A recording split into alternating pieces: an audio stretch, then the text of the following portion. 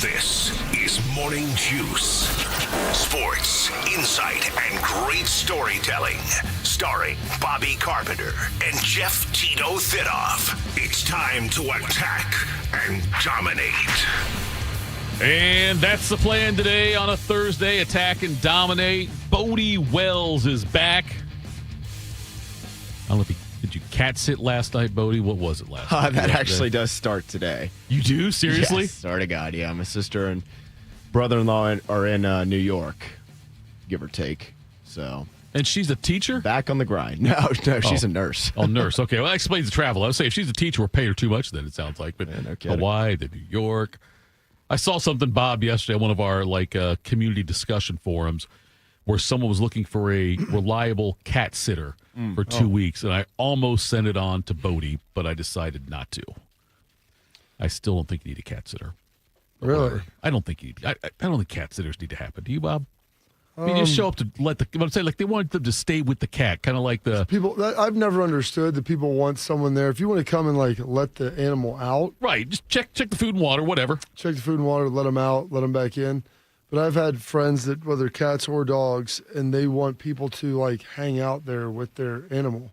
Yeah, like their animal's going to be lonely. I'm like, I don't even really, or even if they know you, right? I'm not doing that.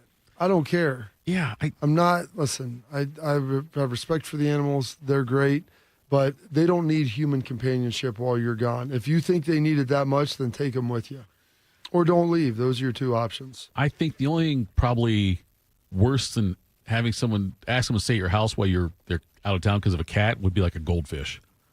Like, hey, I need somebody to sit with my goldfish. Goldfish need to have humans around them all the time. That might be it. But hey, much love to your sister, though, Bodie.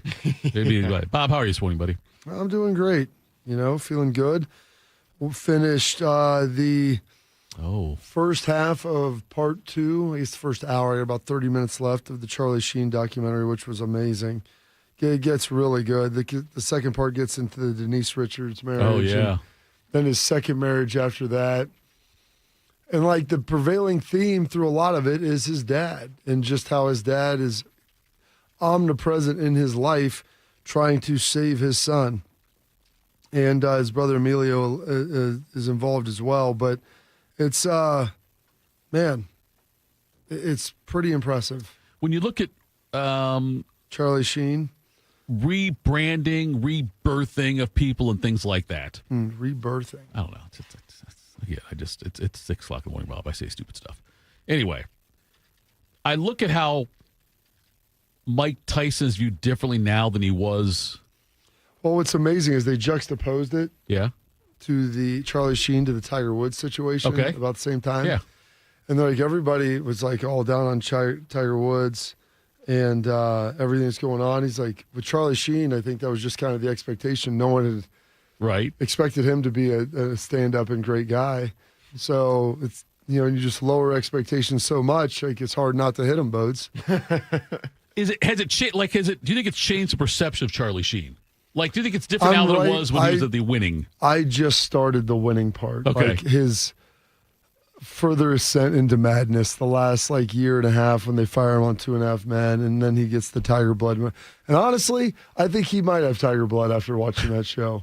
And Denise Richards is on there, and she's crying. She's like, no, let it happen. Denise Richards is the same, by the way. Yeah. She was watching his twins from his second marriage after they were taken from him by social services. She had him for a year.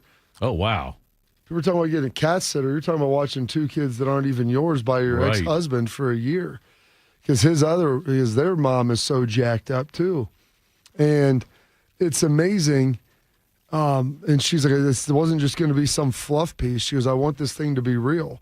And his friends are real, and Sean Penn's real in it, and some of his buddies are, and everything else. But the fact that he's able to survive all of that, Science for fools, Bob. It really is. For him, it was. It would have killed, what he's done, watching that should have killed him, or at least. I look at him at 60 years old, and I don't know if he has HIV or not. We haven't gotten into that part yet. Rumored he does. He might have. He beat it. Him and Magic Johnson together. They beat it. he may have injected Magic Johnson's blood into him. But it's remarkable because he looks pretty good for being 60 years old, especially given the fact that he has run his car without oil for the last 20 years.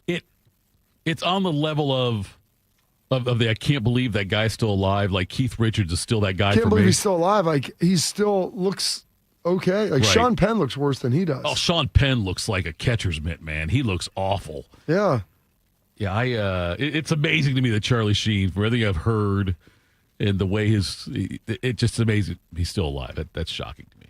I'm not saying I'm disappointed. I'm just saying I'm shocked and I'm happy. I'm shappy is what Michael in Family Ties one time. That's all right. That doesn't matter, Bob. Somebody will get it. He said, I'm shocked and I'm happy. I'm shappy. Bobby, let's make some people smarter today.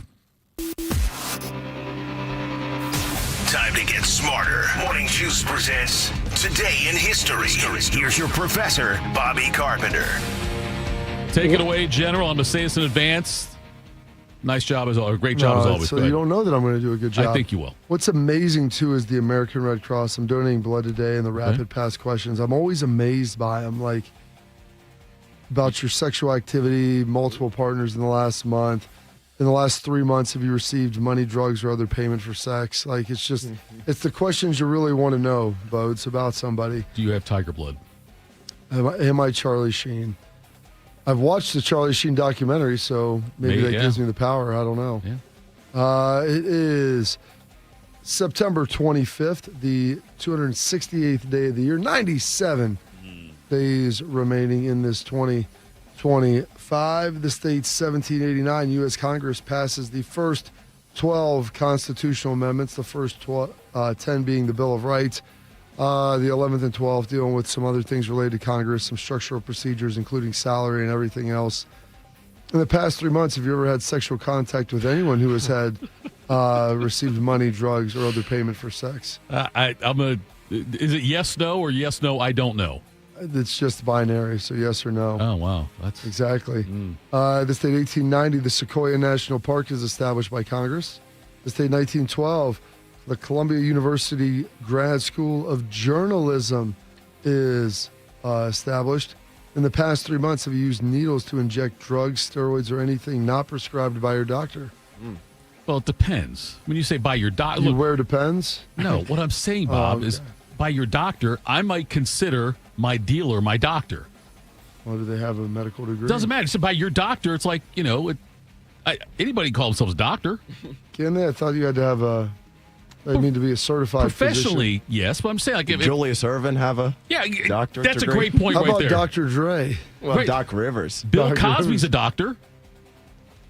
Played a doctor on TV. No, he was an honorary doctor.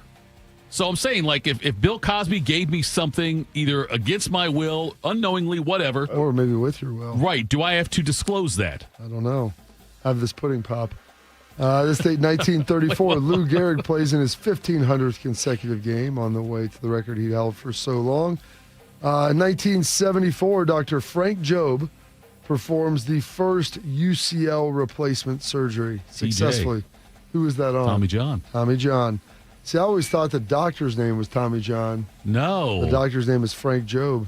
Yeah. Tommy John was the player. That was the thing. After that, any time for the next, 15, 20 years, they said he's being examined by Dr. Frank Jobe. You knew it was that. Like, Yeah. he's going to take a look at you. That's what it's that's like, being checked for Lou Gehrig disease. Is that the same Job from the Bluth family? It might be. Is that the same Job from the Bible? You know what? Could be. Could be both. I thought it Maybe. was Job in the Bible, but I guess I was wrong on that one. In the past 3 months, have you had syphilis or gonorrhea or been treated for either?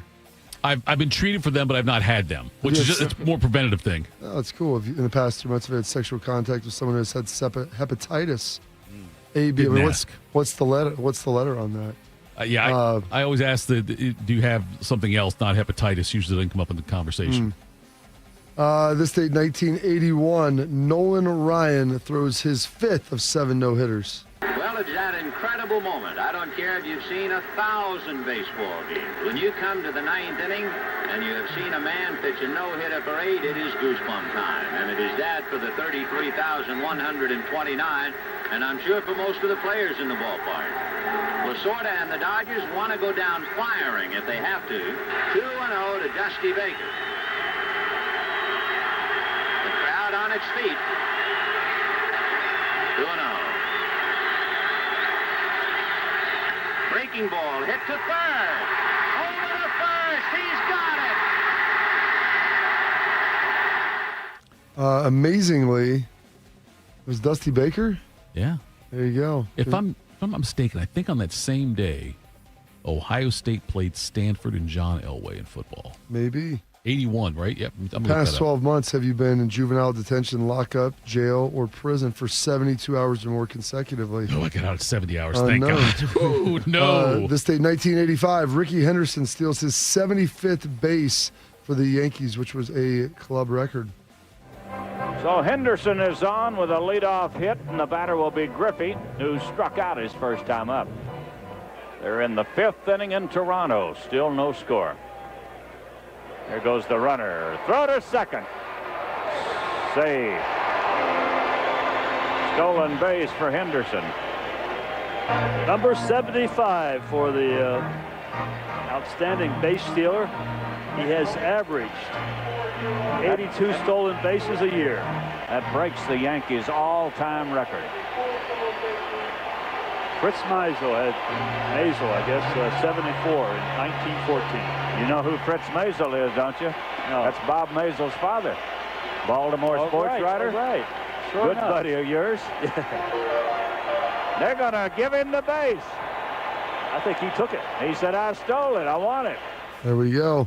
Yeah, 1981, on that date, Ohio State 24-19 over Stanford and John Elway at Palo Alto. There we go. This date, 2017, Tom Petty and the Heartbreakers have their last performance. I want to thank all of you for coming out tonight. We love you dearly. I want to thank you for 40 years of a really great time.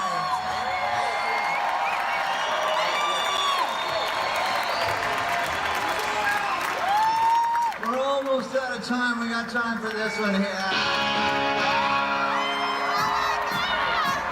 Oh my God! Yeah!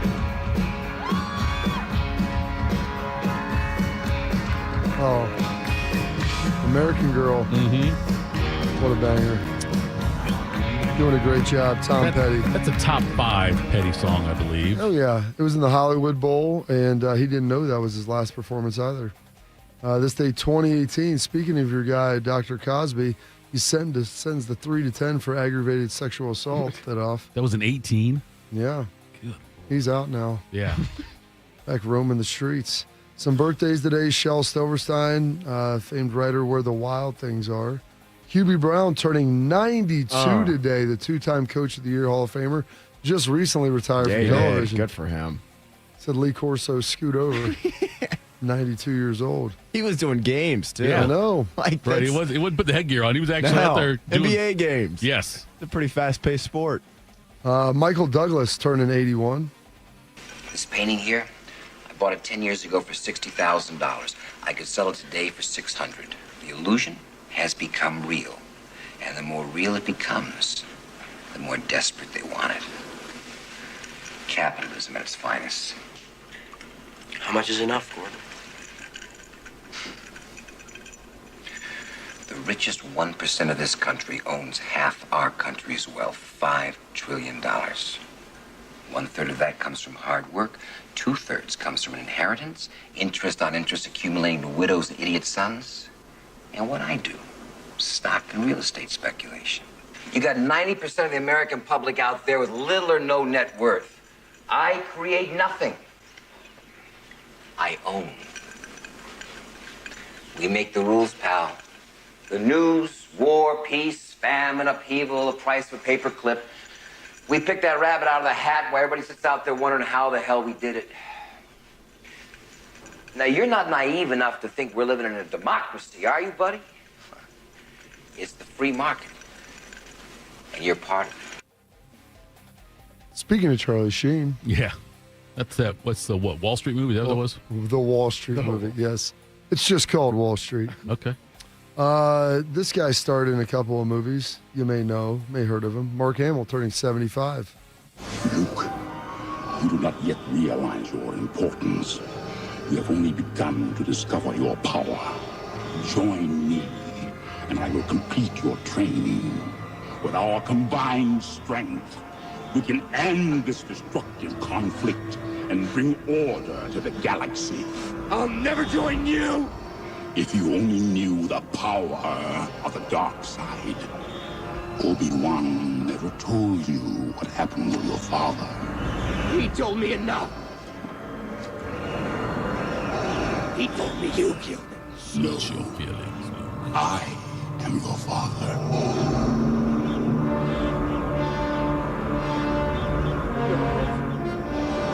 No. It's not true. That's impossible. Search your feelings. You know it to be true.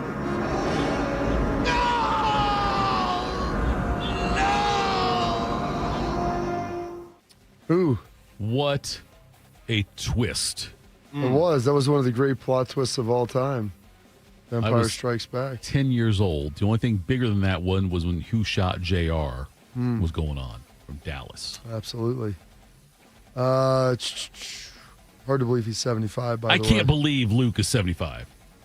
Yeah. And by the way, you talk about what's her name has passed away? Leia, Jenna Fisher. Yeah, No. Carrie Fisher. Carrie Fisher. Jenna Fisher's still alive. We're not going to kill Jenna her. Fisher is Pam off The Office. Yes. James Earl Jones also dead. Yes. With the Queen. I don't know if anybody else from that cast. Obviously, Obi-Wan. Sir Alec Guinness died a long time ago. He died a long time ago. Yeah. I believe the Emperor guy that still plays him is alive. He was he was around when they did episode 9. He came back. Is Billy D. Williams still alive? Or did I kill him off? I think so. Look that up. I'm going to look that one up. This guy no longer alive, passed away in 2006. Superman, Christopher Reeves.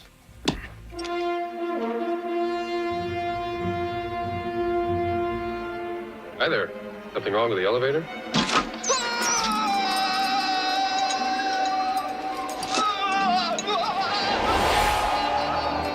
Going down.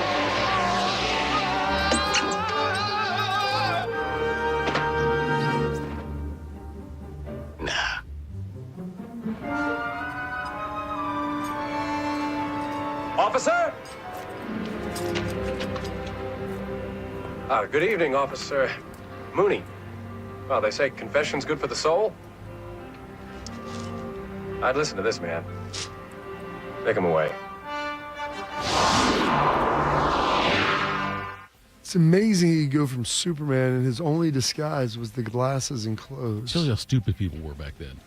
But I always thought the glasses had some sort of crypto technology or whatever. Oh, yes. So to most people, it was just glasses. But Right. I should say no. To him, it was just glasses. But to everyone, to everybody else, it was an actual disguise. That's a great Maybe. theory. I don't know. That's good. I could be totally wrong on that. That but- first Superman movie had... I mean, you would have thought at some point somebody'd be like, what's Bruce Wayne doing every night to get all these bruises? Yeah. Always Actually- be beat up. Not Bruce. Well, it been Batman. You're right. Yes, on that one. Yes, I'm saying in the original Superman movie, you had Gene Hackman was in it. Mm-hmm. He was the evil. He was the. Yeah, he was Lex Luthor. Yeah. Marlon Brando. Oh wow. Was Superman's dad. A very brief appearance in the very 'cause beginning he of it. There. dies. Yes.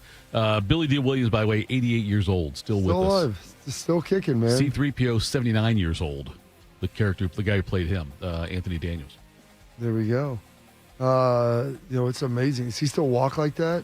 I think he does. I believe he does. I think they've updated some technology where he could probably bend a little more, but yes. Greased him up some? greased Looking him up. like that Roomba trying to leave the But stage? we know from some of the people we've talked to, the lubrication's not always necessary. Absolutely. Maybe he was friends with Diddy. Maybe that's what all that baby oil was for.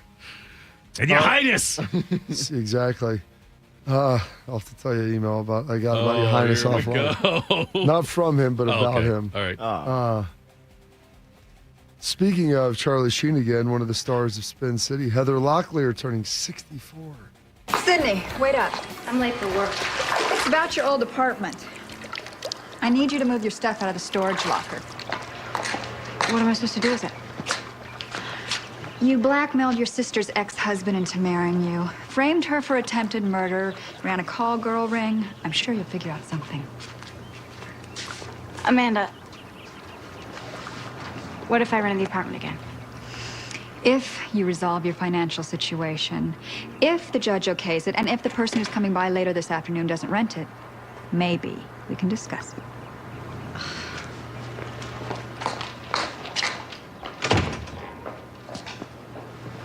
What's with her? Only her psychiatrist knows for sure. Tell you what, she was straight fire back in the 80s and 90s. Oh, and even yes, at she was. 64, she's still holding up pretty well. I wouldn't turn her down. No, I mean, that doesn't say much for you, though, Thitoff. What did she say? So she's 64. She's still very hot. Oh, yeah. That's what I'm course. saying. Gosh. Yeah, it's She had quite the run there. She had Richie Sambora. They were married for a long time. Yeah. So those two kids broke up. Turning 65 today. Maybe he'll be going to a wedding soon. A wedding of his ex-wife and his teammate's son, Mr. Scottie Pippen, turning 60. Oakley rejected by Grant. Myers for Pippen. Oh, a faithful Scottie Pippen in the face of Patrick Ewing, who did not appreciate it.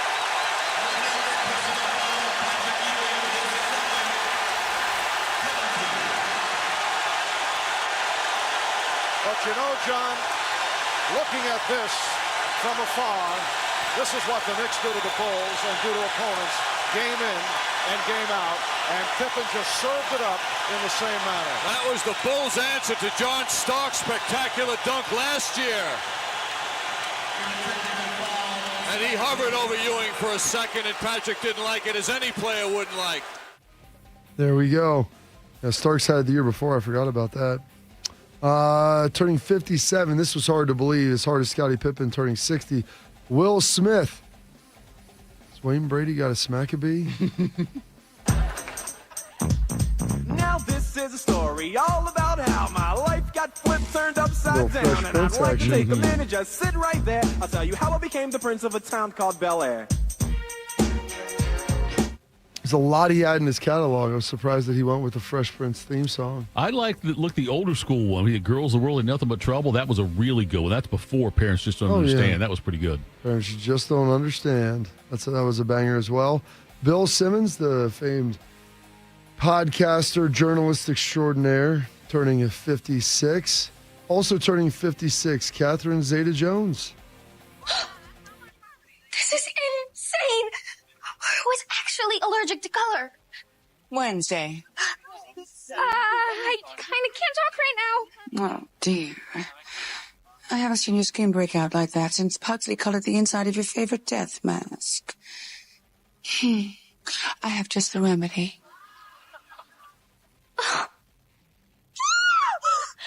I just remembered. Sit down. Ian, is that you in there? Do you know what this is from, Phil? I have no idea, and I'm a little concerned of what I'm picturing in my mind is going on. Do you know what's from, buddy? Until the morning. I see it on the screen, but I've never heard of what that is or was. It's the new, I think it's on Netflix, Wednesday. My wife and I watched the first couple episodes. She's seen the whole series. I'm trying to work my way through it. The first season, there's a second season that's out now. It's supposed to be pretty good, though. Yeah, my wife and Luis daughter watched Guzman's it. the dad. Didn't he pitch for the Blue Jays?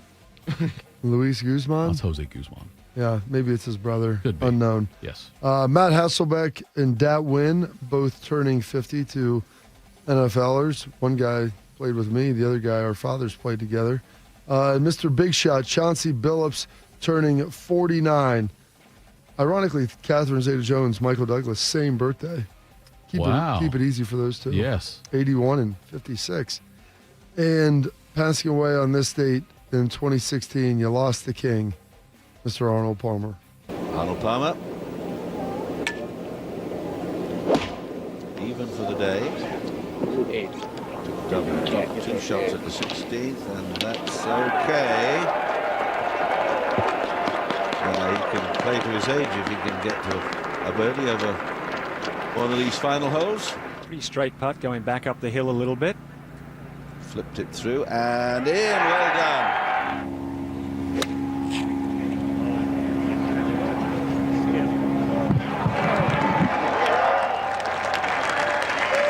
Right on line. Fun to watch. 71-year-old Arnold Palmer shoots his age.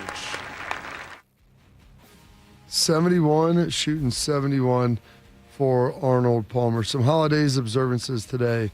It is Comic Book Day. It is Math Storytelling Day. Lobster Day. How about that? Food Service Employees Day. National Psychotherapy Day. The 40th anniversary of Mario Brothers as well. And World Maritime Day. And those are your historical events, your birthdays, your passings, your holidays observances for this date.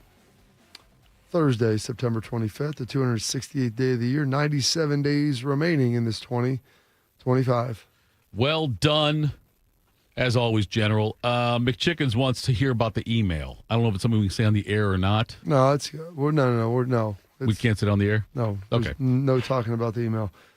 Okay, that's fine. By the way, coming up next, Ohio State plays Washington. I want to get Bobby's take on an interesting take that I heard yesterday. We'll do that next. Morning Juice. Hey, Bobby Carpenter here with the Riverside Bank of Dublin Sports Money Report. Leadership is the thing that turns good teams into great teams. And it's not just having someone who's vocal in the locker room. It's about that person being able to back it up on the field. It's the same with business. Some of the best companies are born from great leaders who aren't afraid of getting their hands dirty. Chuck Moore, CEO, and Travis Sanders, president of Riverside Bank of Dublin, know a thing or two about that. Thanks, Bobby. There's no substitute for doing the right thing, and often the hard thing in business. Managing the books, cash flow, and sales tracking are important, but not as important as developing a team. Spot on, Chuck. All the great leaders you and I have had the opportunity to watch aren't afraid to jump in the field and get things done. That's the mentality we want around here, and that's what we strive for every day. We can all agree that greatness comes from work, leaders lead by example, and those two things will never change. Tune in every day for the Riverside Bank of Dublin Sports Money Report. Visit their office at 6300 France Road in Dublin or online at riverside.bank. Member FDIC, Equal Housing Lender. Hey Columbus, it's Lorenzo Stiles Jr., Ohio State student athlete. Football runs deep in my family. My dad played here, and now my brother and I are proud to carry on that tradition. At Monogram Homes, family matters too. They treat every homeowner like one of their own, building with care, precision, and pride. Monogram doesn't just build houses, they build homes, crafted just for you. So whether you're starting your first home or designing your dream space, Monogram Homes has got your back every step of the way. Visit monogramhomes.net to start building today. Monogram Homes, a builder you can trust. James Laurinaitis here for my guys at Green & Sons, the premier Kubota dealership in Central Ohio. Green & Sons has all the Kubotas you need to tackle your land and come out a winner. They have zero-turn skid steers, tractors from 18 to 171 horsepower, and also utility vehicles. My favorite is my RTV Sidekick. The best thing about Green & Sons is they've been family-owned and operated since 1970, and you will love dealing with the Green family and their winning team. Do what I did and check out Green & Sons located in Mount Sterling and Marysville or online at greensons.com for all your Kubota needs. What would it take for my child to only miss half a day of school for treatment? What would it take to fund a cure for childhood cancer? It would take all of us to come together to support the research. Join us. Go to childrenscancer.org today. Your child's oral health milestones matter. By age 1, see a pediatric dentist to establish good oral health habits. At 7, see an orthodontist to check your child's bite, teeth, and jaws. Around 15, visit an oral and maxillofacial surgeon to have your child's wisdom teeth examined. Remember, milestones met, healthy teeth set. Visit milestonesmet.org.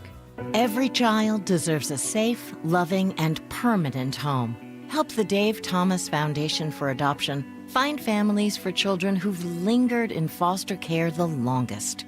Learn more at davethomasfoundation.org. One man is a national champion, NFL veteran, and local business leader. The other man is Tito. This is Morning Juice. Sponsored by Riverside Bank of Dublin. Here's Bobby and Tito. Morning Juice. By the way, Reds lost the Pirates yesterday, 4-3 in 11, I believe. Tribe time, though. Yes. The Reds play the Pirates today at 12:40. The Reds didn't lose any ground. At least they're a game behind the Mets. But the Guards, though, They're first in the division. And first by a game to beat the Tigers 5-1 yesterday. They play at 6:40 tonight in Cleveland. The Seahawks are in Arizona tonight at 8:15. Maybe it'll be a good game, Bob. I'm not that intrigued by that one. Seahawks at Arizona. Marvin Harrison Jr.'s been struggling. One of the most storied franchises in the NFL. Yes, you're right. But I don't see myself being drawn in to watch that game. Being lured this evening. Yes, lured. There's the way to put it.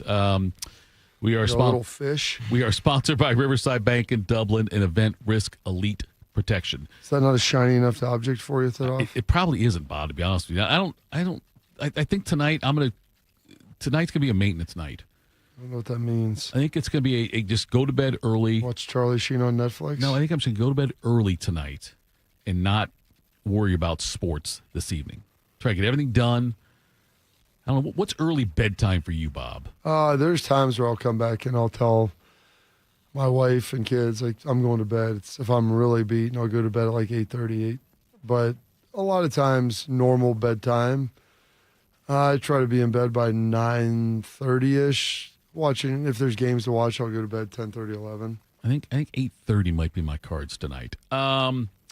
So Ryan Day, Just have someone make sure everything's straightened up. I can't go to bed until everything's situated in the house usually, because I hate walking downstairs in the morning and seeing a mess left out. So you've got it. You'll make sure, like, even if the kids are still up and your wife's Tell still the up kids to get their ass to bed at 8:30. You'll say, say, my youngest. Well, I'll tell them I'm going to bed, so you guys are taking care of this. Right, and you have enough trust and faith it'll get done. No, I have enough confidence in their fear of me that it'll get done, because if it won't the next morning, I'll come and make sure their life is really difficult. But can you relax and go to sleep, or are you sitting there and worry about, like... No, I just tell them. I give them a firm warning. I want all the lights out, dishwasher loaded up, turned on. I don't want any trash sitting out. I don't want anything in the sink. Everything needs to be taken care of. Bob, this doesn't need to look like there was a frat party here last night. Washington's football team taking on Ohio State this weekend in Seattle. Washington football team? That's what I just said. I can't remember what the nickname is. The Huskies? The Huskies, okay. The Cougars are the Washington State team, right? Yeah. Yes. Okay. It was in my mind. I couldn't differentiate between the two. I couldn't pull it. That's all.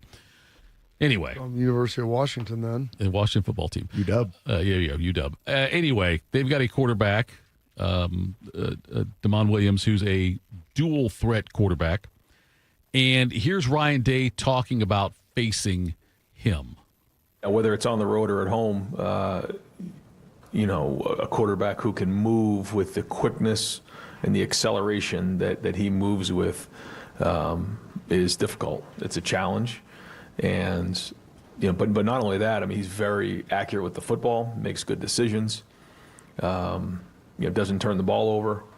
Extends plays. He's a weapon in the run game because he can equate numbers. He's been very accurate. So it's a great challenge for our defense. I think he's an excellent quarterback, and our defense is going to have to work hard this week to prepare. Jimmy Bell, who played on the Rose Bowl team back in '97 for Ohio State, defensive lineman. I was speaking to him yesterday, and I brought up how I think Ohio State's defensive line has a big advantage over Washington's offensive line. And he brought this point to me about, I'm curious what your take on this. He said that, yes, that's true, but it may also, I'm paraphrasing here, may also, though, encourage Williams to run the ball more. If the defensive line is putting pressure on him, it might encourage his dual threatedness, if you will. Yeah. Is that... Well, I'm not saying Ohio State, pocket is constantly breaking down, right? That necessitates probably a quicker pull and him going down. I mean, he really is like a 1-2 read quarterback, and then he pulls it anyway. Right. I mean, most of his reads are to Denzel Boston, his number one receiver. Mm-hmm. There'll be some checks down and stuff to Jonah Coleman, the running back, and if not, usually he's pulling it down. Is it ever I don't want to say disadvantage, but is it ever not the best thing if your defensive line is that much better than your offensive line with a quarterback like that? No, you just have to prepare for it. You have to make sure, you're going to get pressure with that. He's going to pull and run. And there's going to be times where he can make plays, but hopefully you're making your fair share as well and putting him behind the sticks. And there's times where you may not overly try to squeeze the pocket, or you may try to just More squeeze contained. the pocket and try to make sure that he stays in there. He's only 5'11". He's Right. listed at 5'11", which means he's probably 5'10". Anybody who's listed at 5'11" in college, if they were actually 5'11", it'd say 6 foot. So he's not 5'11". And looking at it on film, I would concur with that as well. So sometimes there'll be times where you just kind of, they call it a mush rush, just kind of squeeze the pocket down. Nobody tries to break down and penetrate, and you force them to try to pass it, or you just constrict them. Bodie, yesterday, there's a player, a guy used to play for Upper Arlington High School, pitcher, and played for Ohio State, went to the MLB draft to the Chicago White Sox. His name's Ethan Hammerberg, and I think he's 25 years old. Ethan was back in town rehabbing for an injury he had this past season, a pitcher. And he was out by an elementary school, and he's doing some workouts, some conditioning stuff, and all of a sudden he starts hearing. I love the fact that he's working out at the school during the day. I don't know if I don't know the whole. Is it the? I don't know where the workout would have been for him. On the turf, probably. But like, is there turf? So the kids right go out there. Fremont School. So the kids go out there like when they're doing when they're recess, where Yeah. they go. Okay. So anyway, he says he's out there, and all of a sudden he hears someone yell, "Dad, Daddy!" And then people start yelling, "Bobby, Bobby!" and running towards him. They all thought it was Carp, and Carp's kid goes to the school. And That's how so well my son knows me. yes, this kid, this young man, Ethan, he's 25 years old. He's 6'5" and 250. And Bobby's son thought that was Bobby out there. Probably feels at least a little good, right, Carp? That's what I said. When he told me, Maybe not the facial features that. He does look a lot like Bobby. He does. Does he? Maybe from a distance, I said, you know what? The fact that there's a guy who's 25, my hairline holds up to that, and yeah, hopefully the physical build and physique is similar. So I feel pretty good about that. I'll take that as the compliment that it should be. Yeah. 6'5", you're what? You're 6'2"? 6'2 3/4". 6'2 3/4". 250, and you are Probably 240 right now. 240, 238 okay. last All right. night. All right. I like to be 235, but that doesn't always happen. That's one of the scariest moments of my life. One time I was walking at a mall. What, when you thought you were 250? I wish I was 250 back then. No, with the girl I was dating, and a kid runs up to me, couldn't be more than 3 years old, and yells "Daddy" at me. That's a frightening moment if they're not your son or child or daughter, whatever. That's pretty tough right there. And I like no. And the kid was with his mom and dad, and the dad looks at me like, "What the hell?" So that's a scary moment. The kid's probably just how old was the kid? Right, 2 or 3 years old. Oh, okay. He didn't call me Bobby. He just said Dad. But anyway, all right, coming up next, Bodie takes over. We'll do some quick hitters next. Morning Juice. When it comes to protecting your assets, you need a security partner. Event Risk Security Services is a U.S.-based veteran-owned company providing protection services, consulting to Fortune 500 companies, movie studios, celebrities, and high-net-worth individuals. If you're tired of fluff margins with low compensation for poor quality services and an endless revolving door of vendor staffing, then give them a try. They're virtually the same cost, and they can address what keeps you up at night. Event Risk. Check them out at eventriskinc.com to learn more. You know what hope is? Hope is action. Carving a path forward, even when it's hard. And kids who still know how to dream. They're the best pathfinders of all. So at Child Fund, hope means helping millions of children living in poverty worldwide to grow up healthy, educated, skilled, and so all those good things can come true for them. Safe. And that means safe at home, safe at school, and safe online. Hope means walking this path together. All of us. Because when we work together, we can do so much more. That's right. Hope includes you. Child Fund, because we need each other. To learn how Child Fund works with children in 23 countries to help them achieve their full potential, visit childfund.org. That's childfund.org. Hey guys, 13-year NFL veteran and Super Bowl champion Jason McCourty here. And I'm the Innovation Ambassador at FAIR, Food Allergy and Research Education. I would say the most challenging thing as a parent of a kid who has a food allergy is probably the ignorance that I myself had in the beginning. I didn't know what anaphylactic shock was. I didn't know the dangers, let alone the things that she needed to be able to have a normal life. When you go to drop your kid off, on every single time in the beginning, we'd have to go through everything she was allergic to. Preparation is everything. And me, for playing football for 13 years, it was all throughout the course of the week. It's getting ready for game day. When you're on the field, you're playing for your fans. At home, you're playing for your family. My playbook, read labels, keep it allergy friendly, and have an epinephrine nasal spray as a backup plan. Because when my family's safe from food allergens, that's the real victory. Visit foodallergy.org to learn more. Hey, animal lovers, it's Anthony Rothman. On October 12th, downtown Columbus becomes the ultimate dog lovers destination. Lace up, leash up, and walk to save lives. Every step you take fuels care for shelter dogs in need. There's a free dog festival with jaw-dropping sport dog shows, hands-on training for your own pup, and a rescue marketplace packed with adoptable dogs and mission-driven vendors. Fun walk, fund raise, fund rescue. For more info and to sign up today, visit GG's.org. That's GIGIS.org. Bobby knows what it's like to be a winner. Tito knows what it's like to be thrown out of an all-you-can-eat buffet. You're here 4 hours. This is Morning Juice. Morning Juice. Bobby, Tito, Bodie. You'll hear a lot more Bodie now because we do this every day at this here time. Morning Juice presents Quick Hitters. Sponsored by Dr. Mark Levy. If you're snoring and not sleeping, call Dr. Mark Levy today at 1-800-MORE-SLEEP. Good morning. He's Bodie Wells. Happy Thursday, fellas. We'll start with the NFL here. Who has the best front office in the National Football League? Well, The Athletic has 29 general managers, head coaches, and high-ranking team executives. That question. And here were the results. Your defending Super Bowl champion Philadelphia Eagles came in at number 1. They had the most first-place and second-place votes, 11 first-place votes and 7 second-place votes. Behind them, it was pretty close, and then a big gap down to number 3. But just behind them was the Baltimore Ravens with 9 first-place votes and 6 second-place votes. Total votes overall here, Philadelphia had 177, Baltimore had 163. Then it's a massive drop-off all the way down to the Rams, who had 84.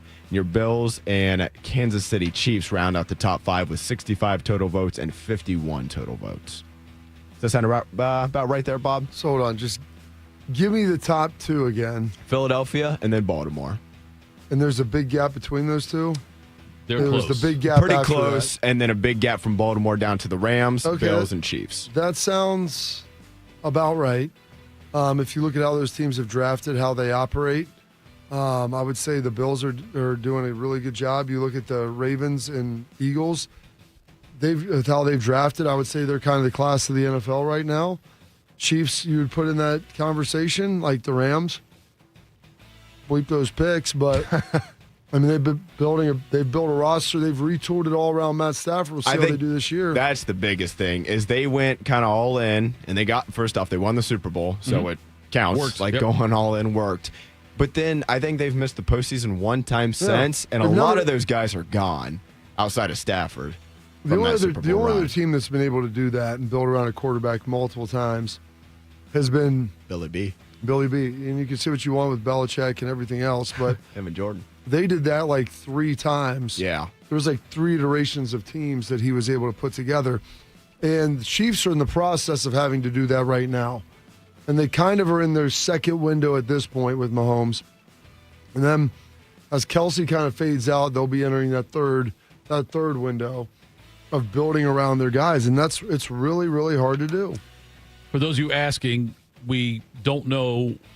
There was only top 5. You get 5 votes, 1, 2, 3, 4, 5. So there's no mention of the Browns or the Bengals or school teams like that in there.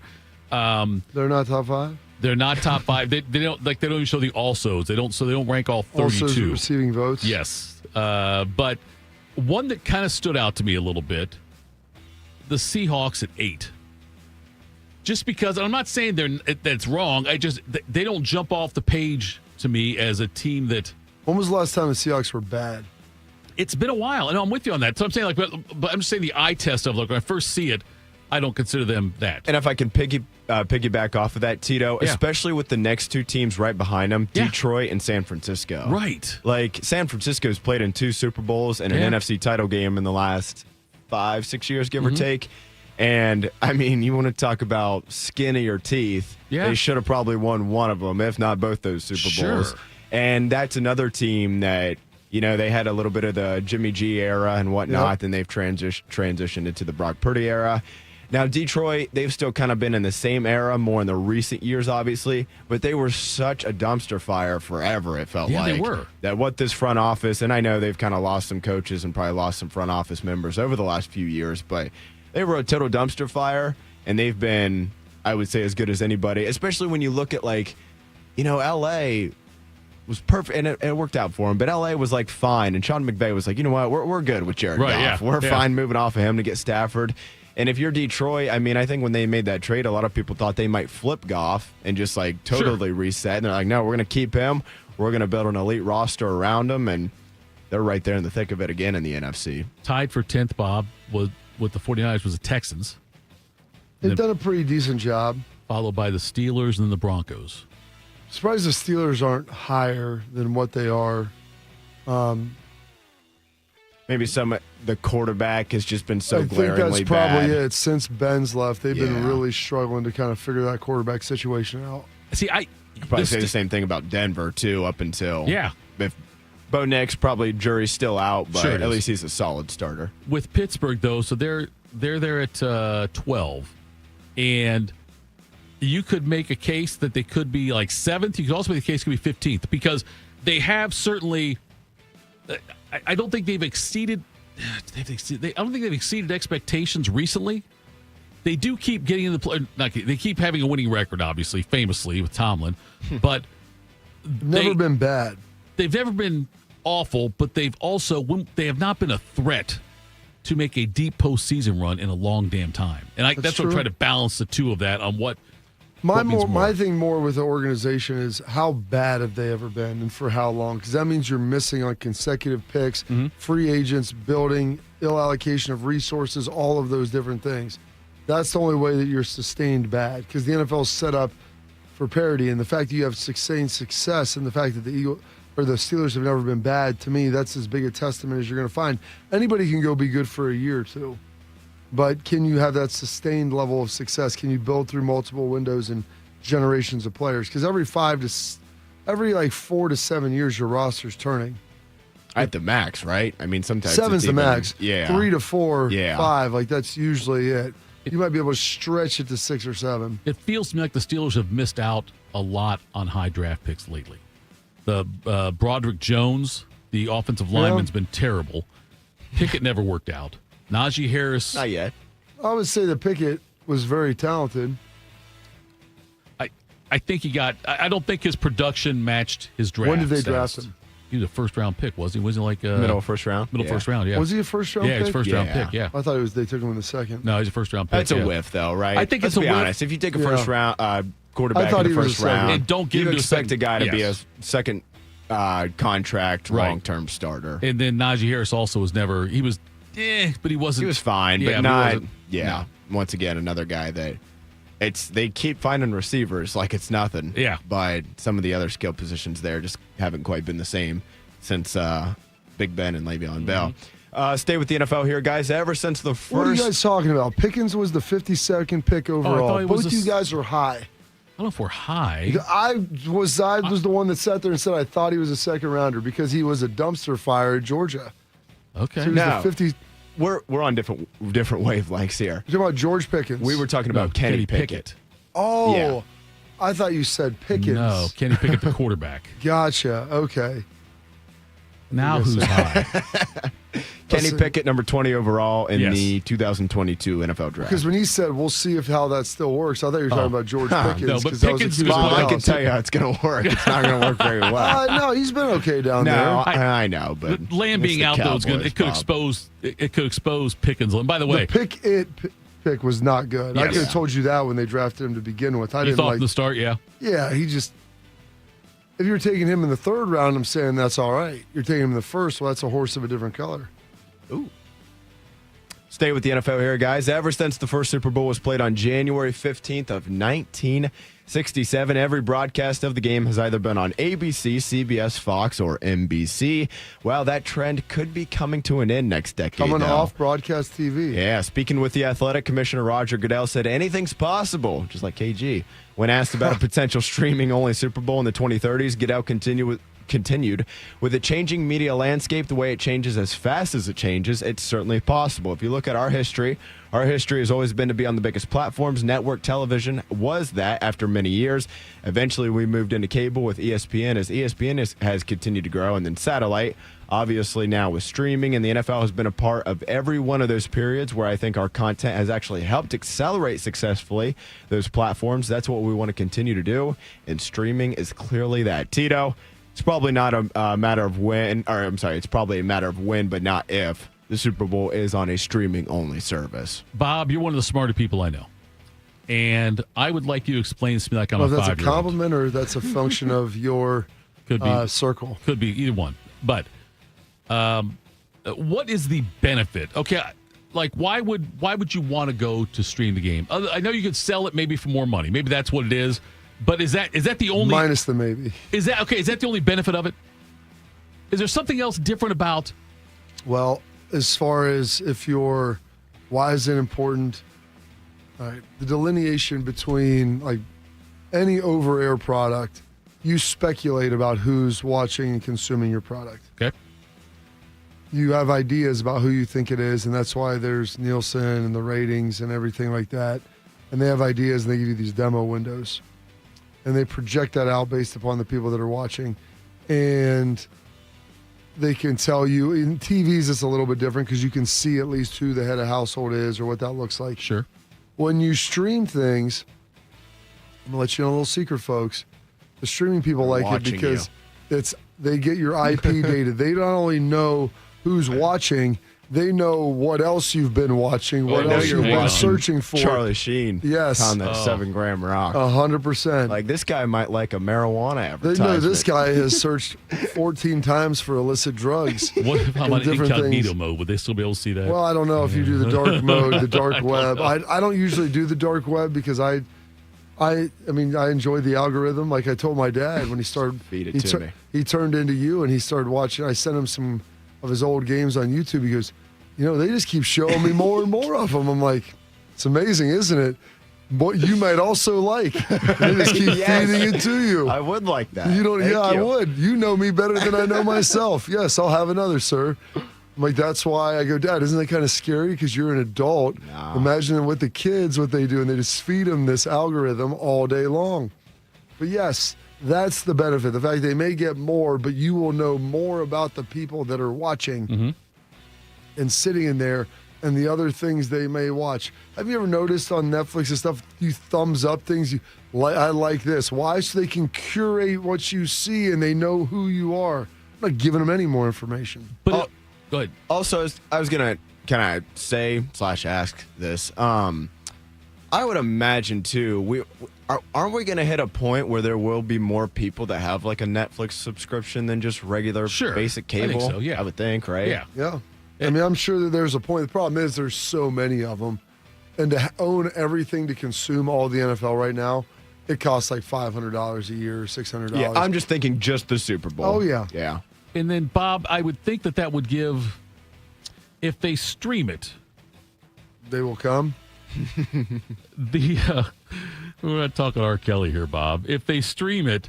I was talking more like Field of Dreams. Field of Dreams, but I guess R. Kelly's stream is pretty. Anyway, Bob. So what I would say is, though, it would give the NFL more control over how many commercials, how long the breaks are. Correct? So all of a sudden, not beholden to something like that. Then you're creating your own. You're not. Well, because essentially you're paying to watch it too through that streaming service, and they're going to pick up subscribers, so they could dictate commercial lengths, how it all works, when it starts, all of those things. It could start it. Who knows why? I mean, it's just how the coverage is around it. You could sell a 4-minute commercial and say, we're going to play this right before the halftime show. It's 4 minutes straight of whatever. Or, like they would have more control over that. I mean, the halftime show was born. The big halftime shows, they were born when In Living Color on Fox decided to do a live broadcast. Or maybe, I think it was In Living Color, did the live broadcast. Something on Fox. And they did a live show during halftime of the Super Bowl.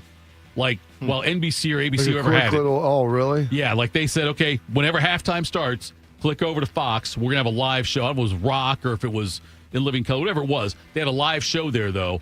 And then the NFL said, the broadcast party said, you know what? We don't want to lose viewers at halftime. If it's that big of a deal, we're going to start doing a bigger show. Yeah. And that's when they first started doing the much bigger halftime shows at that time, because Fox dictated it by saying, promoting all the time, hey, we know you're watching the Super Bowl. Halftime, though, Flip come over. over and check this out.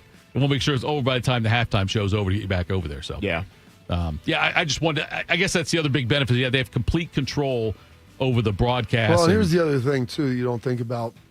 Some of the new TVs, you can do this and have the split screen with two separate apps running. But how likely are you to leave that app at any point in time? Oh, right, yeah. Once you're in there, I mean, it's you're in. You're in. Yes. Rothman used to say you don't go all in unless you're already in. That's great. Absolutely. Cody, that was a good job out of you. Those are some nice quick hitters. Do you need a bank that truly values local business in this town and the opportunity to work alongside them as partners? Whether you're a small business or a large operation, Riverside Bank of Dublin has the right tools for the job. Riverside Bank has the experience of working right here in Central Ohio. They understand the business climate in our area and will help you reach your goals. Whether you need an SBA loan to get your business off the ground, a line of credit to keep your business running smoothly, or equipment financing to get your business up to scale, Riverside Bank will tailor a solution that fits your needs. Visit them at riverside.bank or stop in to get to know them at 6300 France Road. Riverside Bank of Dublin, member FDIC, equal housing lender. Well done as always, General. Coming up next, Albert Breer joins us to talk NFL. We will figure that out. That's next. Morning Juice. Hey, Columbus. It's Lorenzo Styles Jr., Ohio State student athlete. It's football season, and just like on the field, success starts with the right game plan and the right team. That's why I'm proud to team up with Monogram Homes. They're the true custom home builder, bringing precision, creativity, and attention to every detail, just like we do on Saturdays. If you're ready to build, don't settle for standard. Go custom. Go Monogram. Visit monogramhomes.net to start building today. Monogram Homes, a builder you can trust. Hey, what's up? It's T-Bone. My good friends over at Sleep Better Columbus want you to know that if you're 65 or older, enjoying those golden years, but maybe you're dealing with restless nights, you need to listen up. Are you tossing and turning, struggling with sleep apnea, and that leaves you wiped out during the day? Well, it's time to reclaim your rest with Dr. Mark Levy at Sleep Better Columbus. As a leading provider in non-surgical sleep apnea treatments, Dr. Levy helps you breathe easier and sleep deeper with custom oral appliances, a comfortable alternative to CPAP. The best part is that Sleep Better Columbus is in network with most medical insurance plans and is a proud Medicare provider, so your coverage can work seamlessly with Sleep Better Columbus. And as we head toward the end of the year, don't let those benefits go unused. You don't want to wait to use your deductible. Act now to make the most of it with Sleep Better Columbus. Call Sleep Better Columbus today at 800-MORE-SLEEP or visit sleepbettercolumbus.com. Once again, that number, 800-MORE-SLEEP or sleepbettercolumbus.com for your consultation. Sleep better, live better, you've earned it. In honor of all those we've lost to cancer and those still fighting and thriving, like basketball analyst and cancer champion Dick Vitale. I want to beat cancer. I'm going to beat it. That's no doubt in my mind. I'm going to win this battle.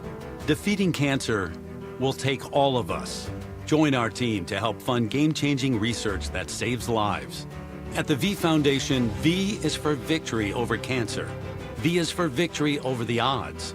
V is for victory over health disparities, victory over setbacks, victory over the unknown. V is for victory over giving up. Don't give up. Don't ever give up. Donate to the V Foundation to join our team and help save lives. Cancer can take away all my physical abilities. It cannot touch my mind, it cannot touch my heart, and it cannot touch my soul.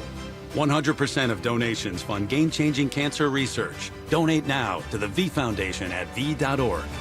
Hey, it's Anthony Rothman, and I'm leading a fundraising team at Walking the Dog October 12th in downtown Columbus. We're walking to save lives while a free dog festival fills the park. Join my team, and let's make a difference at gigis.org. That's gigis.org. The next disaster is coming. Make a plan. Keep extra medication on hand. Make copies of important documents. Stay informed and be ready. Learn more at americares.org/send-us-in. Proud to be your go-to sports addiction. WBNS, WBNS-FM, HD3 Columbus. The Fan 3, Ohio sports destination. Attack and dominate. You're locked into Morning Juice. Sponsored by Riverside Bank of Dublin. Here's Bobby and Tito. All right. Bobby, Tito, Bodie. Shortly, we'll have Albert Breer on from MMQB. We'll talk to him. He's finishing up his workout, you know. I'm telling you, the dude's dedicated. He's always ready. I told you, whenever I get worried whether Albert's going to be on or not, I always remember that like 97.5% of the time, he's always locked in there. The only time he's not is if he's in California or somewhere right on the West Coast where it's crazy early in the morning. I mean, he was on vacation. What, at Martha's Vineyard still hit us up, right? He's calling us from the pier one time, getting ready to ride the ferry over. In the car on the way over to drop off that, right? That kind of stuff. Yeah, he is certainly dedicated. Lots going on in the NFL, as always. You know who's still here despite the West Coast time on Thursday morning? Oh, yes. He comes up at around 7:30. We'll get his picks from Ya Highness. He's the best. I think I sound more like Regis Philbin than I do Ya Highness when I say think they might be the same person. They could be. But Ya Highness gives us his picks. He had a decent week, I believe. I told you, he told me in Vegas, take the Steelers on the money line. That's what he reached out to me with. And I certainly jumped on that one. Yeah, he did his college picks, like those free, when he says, you winning. Know, when you emailed for the free picks last weekend, he did pretty well on those also, I believe. He had Michigan State, USC over 55.5. That one got shattered. He had. Well, that thing was on its way early on. Yes. And then he had BYU, I think, laying the points against East Carolina. That one worked out. And there was a third game he had on there, too. And I can't remember off the top of my head that was. But we'll get his picks. We get him on Thursdays. We get silver and gold Lee Sterling on Fridays, which we'll have as well on that one. But, Bobby, I am very intrigued to watch this Dallas-Green Bay game on Sunday night. What would be the outcome you would want to have in that game? That I would like to see happen? Yes. Or, I mean, I have no true allegiances to Green Bay outside of AJ playing there. Right. I don't know a ton of guys on their team. They don't really have a lot of Ohio State guys. Not anymore. They don't. No. Yeah, they usually like 2 or 3. It seems like every. I don't know if there's any on there now. Yeah, that's what I'm saying. I don't think that they have really a big Ohio State draw. Like, I don't know any of the coaches, so I would prefer to see Dallas win the next one. Now the problem is they're pretty beat up, so I don't know if that's going to happen or not. Yeah, the Cowboys with no CeeDee Lamb, obviously. That's going to be a big loss for them. We talked about the George Pickens thing earlier, and I just feel like I love Pickens as the second best receiver. I don't love him as the best receiver. Yeah. Well, you got to let him eat, let him cook. And then the Micah Parsons thing, I love how Jerry came out and said they weren't going to do any kind of tribute video for. Why would they? Okay, so I was talking to the guys. I go on I don't know what the deal is, like the main sports radio station up in Toronto. And Toronto? Yeah. North of the border. I've got international appeal. What the fitness Jason thing, Derulo? right? Didn't you do that? Oh, yeah, TSN. That was a decade ago, though. But I don't even know how they'd reached out. It was probably when I was working at ESPN, and so they had me on once a month during the season. And they asked about that because they were like, one of the guys that's on played in the NHL, and he gets frustrated how everybody in Canada, you could play there for a year. When you come back, they have some sort of honor or tribute. He was really upset how they retired Vince Carter's jersey, I think, was the main thing about what he's done. I said, listen, I think that's a fair assessment. 100%. He goes, they were under 500 when he was here. Yeah. I go, if you want to, you'd probably be better off retiring like Van Vliet or Pascal Siakam or one of the guys, Kawhi Leonard, one of the guys that helped bring a title there. Yeah. And he's like, exactly. And I go, what did Micah Parsons do with the Dallas Cowboys? He had a lot of sacks. Mm-hmm. He didn't win anything of substance. And it wasn't like he was DeMarcus Ware that was there for 9 years and won a defensive MVP and, defensive player of the year rather, and, had all these accolades. And then it just really didn't work out contract-wise and timing and everything. They're trying to get younger. You were getting expensive, and so you moved on after about a decade. He didn't even make the second contract. Right. It's like, so what's there to really honor? And that's – I I don't think I'm crazy in saying that. Is that real? Like, what do you have? What did you really do? You were good. Right. But it's not like that you made some crazy commitment to them and, they traded you or something like that. The negotiations fell apart. I get it for whatever reason. That doesn't matter. But you didn't even sign a second contract there. Right. Yeah, I don't get it either. I don't know why Jerry. I don't know if he was asked the question. If he was asked the question, he had to answer it. I bet he was. I can't believe he offered it up. As much as I think that Jerry sometimes. I don't think he'd even thought about it. You want answers. But honestly, that wasn't even in my consciousness that would have been something that would have happened. Heck no. By the way, Phil in the chat said this is the only show in America you can get an R. Kelly and a Field of Dreams reference in the same show. About the same thing. About the same sentence. What he said, the same sentence. Yeah, that we got both of those references in there. That's what we try to do, Phil. We try to entertain in a way that you don't get entertained elsewhere, and that's what we used to do with the poll question too. But that no longer. Not our speed. Not our speed. Can't get the schedule right. Can't get the schedule right. That's correct. So anyway, yeah, the NFL this weekend is going to be interesting, and I can't wait to get Breer's thoughts on the Browns-Packers game. I don't want to look too far back, but on that as well, we'll get Breer on here shortly. Yeah, Bob, going back to that retirement thing. Well, someone asked me yesterday, I was doing my show with Schlegs, about why don't the Cowboys retire numbers, and it's like I hate to see people running around out there wearing 33 for Tony Dorsett or whatever. Run out of numbers. You had Randy White. You run out of numbers is what happens. Like then you become the Yankees and you have no single digits left. Yeah. And in the NFL, you have so many guys on the roster, and guys are also now they've opened it up some, but there was a time where you were restricted to what number you could wear based upon position. Yeah. So how could you retire numbers? I also would go the opposite route. I like how wearing 88 for a Cowboys receiver means something. Sure. It does. Like, I don't think it should have stopped at Drew Pearson. Like, it went to Irvin and then Dez and now CD. And Dallas isn't alone in that. Dallas, Pittsburgh, Green Bay. Yeah. There's some cool, historical numbers that you wear that. There's an accountability and a responsibility that comes with it. And if you, just like Herb Brooks said, you pull that jersey on. Who do you play for? Dallas, Green Bay, Pittsburgh. You would run out of jerseys jersey numbers. Pittsburgh's only done a couple. Have they actually done a couple? Okay. I thought they were retiring Franco's right before he died. Then, right? Was that a jersey retirement? Or just I thought that Pittsburgh retired. I'm guessing it's just. Do they have like a Ring of Honor in Pittsburgh? I don't know if they do or not. That's a good question. You're a Steelers fan. I understand, Bob. I don't obviously know lukewarm at best. I don't know if they have the Ring of Honor if it was a jersey retirement. I'm not sure. I know they have a Hall of Honor. I know that. But I don't know about retire. I thought they retired numbers also, but they just hadn't retired many. Because I remember thinking that I was surprised they didn't have Bradshaw retired. I don't think anybody retires numbers in the NFL. I don't know if you can. The Steelers have retired 3. They've retired Franco, 32, Ernie Staltner's number 70, and Joe Green's number 75. But you could argue, why not Jack Lambert? Well, they have not reissued numbers. So they can hold them. I get it. They held back. That's like the unofficial retirement. Yes. Bradshaw, Jerome Bettis, and Troy Polamalu have not been reissued since they left. But they've only had 3 officially retired numbers. Then they got this list. I saw this in AI thing. Unofficially retired numbers include, for the Steelers, number 1, Gary Anderson, Ben Roethlisberger's 7.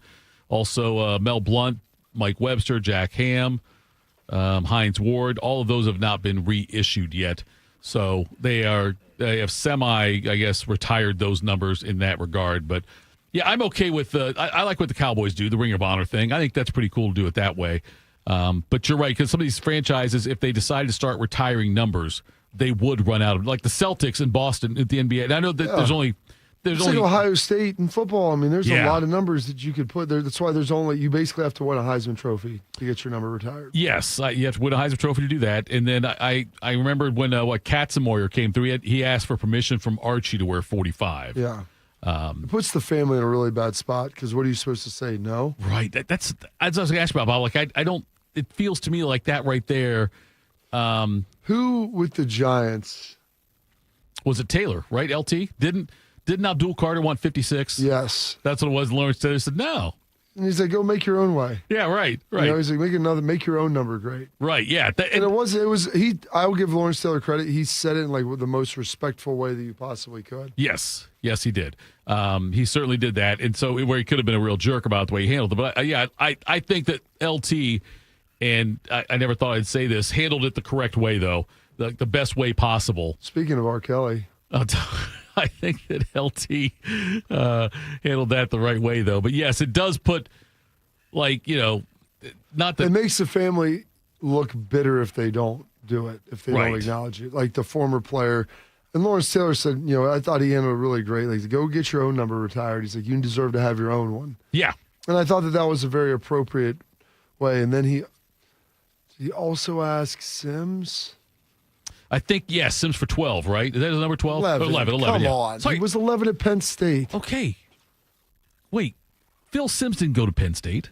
Micah Parsons, yes. Okay, sorry. And he was 11 in Dallas. Right. You're right. Okay, you got me. No, not Micah Parsons. Abdul Carter. Abdul Carter, yes. Yeah, Abdul Carter. Because 11 at Penn State has a similar meaning. It's a similar deal. Right. Where you've seen Micah wear it at Penn State. Sure, yeah. LeVar Arrington wear it at Penn State. All those guys sequentially. Did you ask for it? They just issue you 54. They just gave it to me. They just gave it to you 54 on that one with the Randy White number. Those Cowboys are the same way. If they retired numbers, think about guys. Chuck Halley also wore it. Oh, Halley was 54. I didn't know Halley was 54 also. Come on, captain of watching old games. I don't go that far back, Bob. I don't go back to late 60s to early 70s. Usually about 1976 is about where I start watching my old games would be there. But I don't go back much before that. Those games were boring back then. It was just why? They didn't score enough for you? It was the same. It was just run, pass, run, pass, run, pass. No, it wasn't great, Bob. We got Albert Breer on the phone now. Albert Breer from MMQB joins us now. Albert, thanks for taking the time. We appreciate that. The Browns win over the Packers on Sunday. Was that, it's the NFL, you never know what's going to happen in some of these games, or is it a sign of concern for the Packers? I think it's, can you guys hear me all right? Yeah, we got you. I don't know why I have 10 zillion technical problems. I can see you guys just fine on my computer screen now. But anyway, I think it's a sign of where the Browns can go on defense, I think. I don't know that we saw a ton more from the offense outside of what Quinshon Judkins was able to do. And maybe that's the start of something for them. But the defense, in week one, the defense looked great. Obviously, it didn't look quite the same against the Ravens, but based on how some of the rookies are playing, Mason Graham, Carson Schlesinger, it looks like that defense has a relatively high ceiling, and they're going to be able to keep them in games. As we sit here and try to figure this out about the NFL, Albert, I don't know if anybody would have the Colts at 3-0, and Daniel Jones being, I don't want to say an MVP candidate, but he's looking like a Pro Bowl caliber player, especially after what happened in New York. Is this just a change of scenery? Is it a supporting cast? Is it a schematic thing? What do you think has led to his resurrection?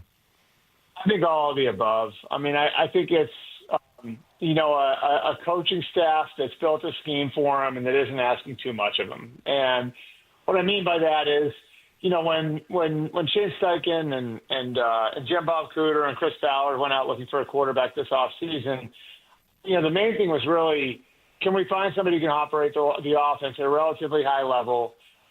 Because we feel like we've got the talent on hand to compete right now. And, with the skill group, obviously, you look down the list, and they built a pretty deep group of players. When you add Tyler Warren to a group that has Jonathan Taylor and Alec Pierce and Michael Pittman and Josh Downs in it, and then you've developed a young tackle and Bernard Raymond to play on the left side there. It's just they felt like they had a lot of things right.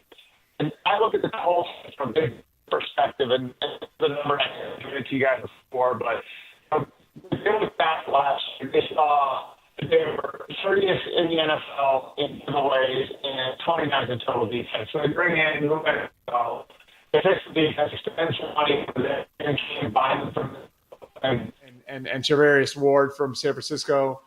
And, the idea was really on offense, we got to find a way to really be more efficient and get more out of the guys around the quarterback, and that's what they were able to do. And guys, my phone sounds like crap now. No, we fixed it now. We got you straight audio Bodie there. flipped it straight to the stream. Yeah, He's producer extraordinary, Albert, so that's great. He is. And so this weekend we've got Philadelphia taking on Tampa Bay, and a couple of teams that benefited from some block kicks last week. Which team right now is the better team? The video's back, by the way, guys. Yeah, if you want to just switch over to the video. Yeah, we see it there. We see the Bodie video got there. it all set up, yeah. The video's back now. All right. Okay, are we good now? Yeah, we're great. Yeah. All right, I'll give you guys a few extra minutes in the back end, too. I don't know if that was me or you. But, all right, so what was the question? Philadelphia and Tampa Bay going at it this weekend. And, Tampa Bay, I think, probably has the edge because they're at home. But which team is the better team right now?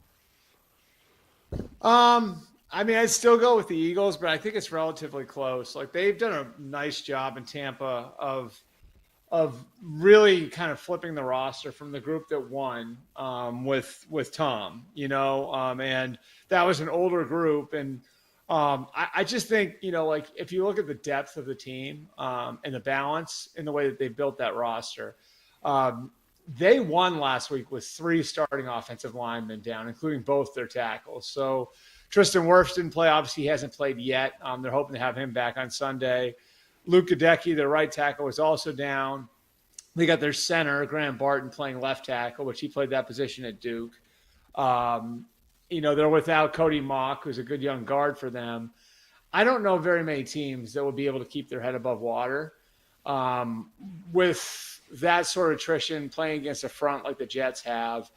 And, so their ability to survive things like that. Chris Godwin hasn't played yet, and they've got Emeka Egbuka up and ready to go, and you guys know how well he's played. I just think across the board, it's a really well-run operation right now, and so I picked Tampa to win because the game's down there. I still think Philly's probably a better team, but I do think Tampa's closed the gap, and they've been in the playoffs 5 years in a row now. They've won the division 4 years in a row. It's a good, consistent operation. I think Baker is playing at a really high level, and I think they have a real chance to knock off Philly on Sunday.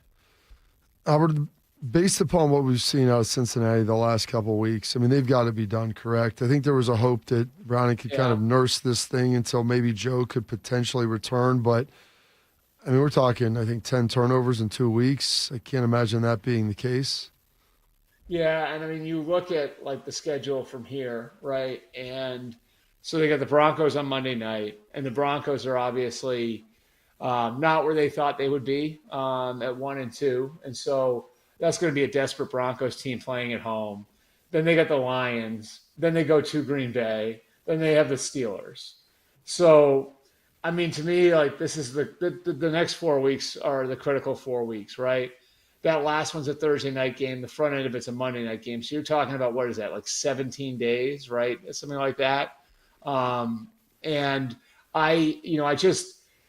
It's very easy to look at that and say they're going to be 1-6. And if they're 1-6, then they're done.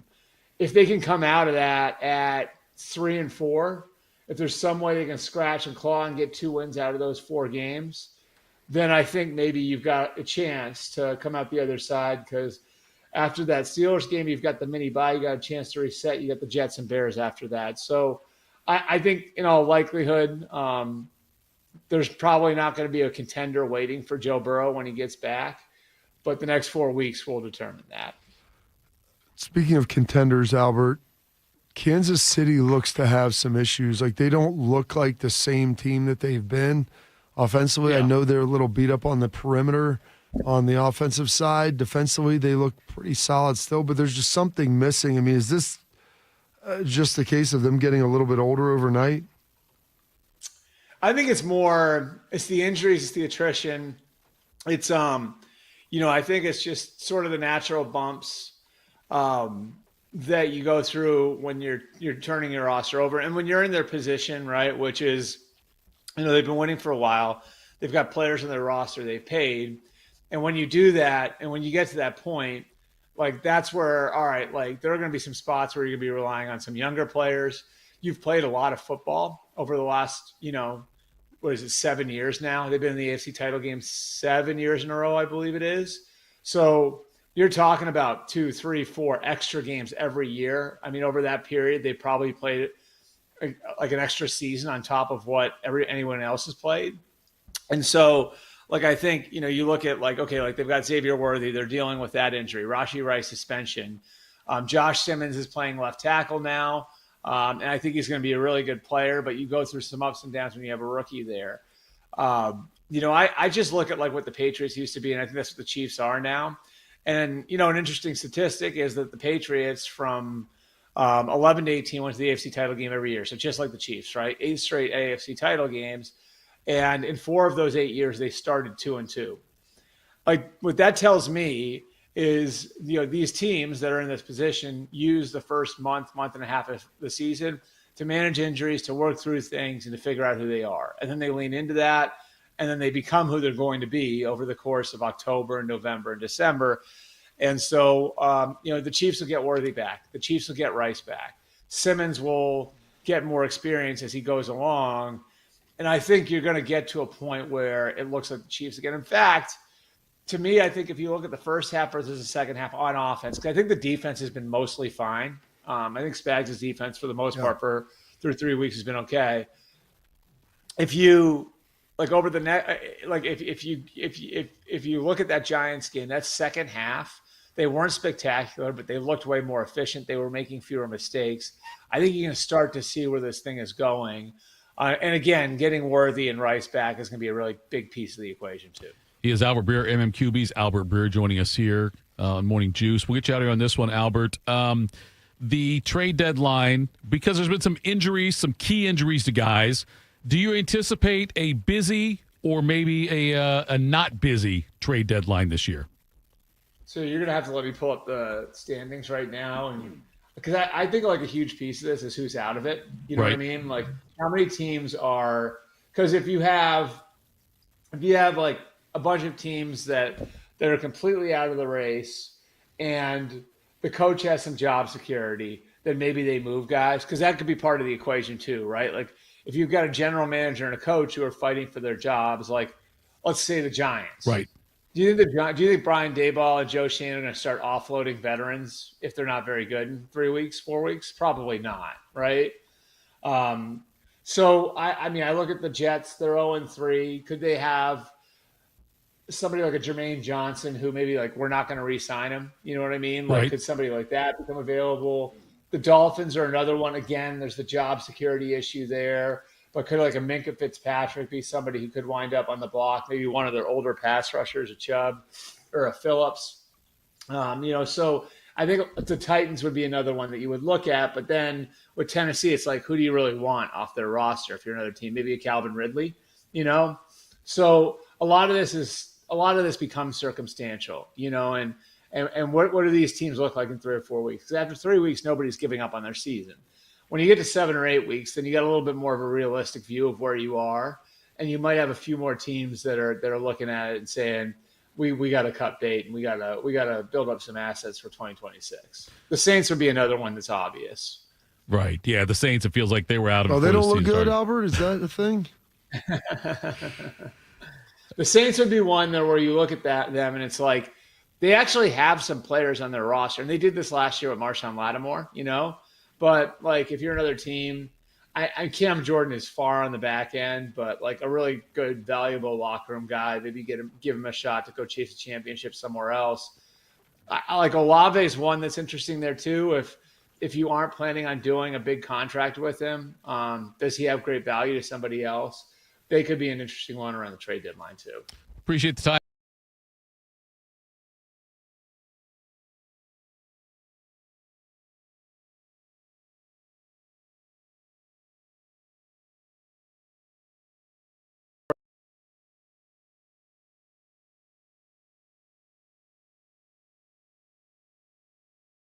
Prizes. Register today and every day. Roosters, a fun, casual joint. When it comes to protecting your business, whether it's your staff, property, or assets, don't make a crucial mistake by contracting companies that provide subpar and unprofessional service. What you need is a security partner known for their unwavering professionalism and unnatural liability. You need Event Risk. Event Risk is a U.S.-based, better-known company that not only specializes in on-site guarding, but also offers armed security associates and executive protection agents. Event Risk, elite protection for your peace of mind. Hello, my name is Eric Rose, CEO and founder of Event Risk Security Services. We are a U.S.-based, veteran-owned company providing protection services and consulting to Fortune 500 corporations, movie studios, celebrities, and high-net-worth individuals. If you're tired of fluff margins with low compensation for poor quality security officers and the endless revolving door of vendor staffing, then give us a try.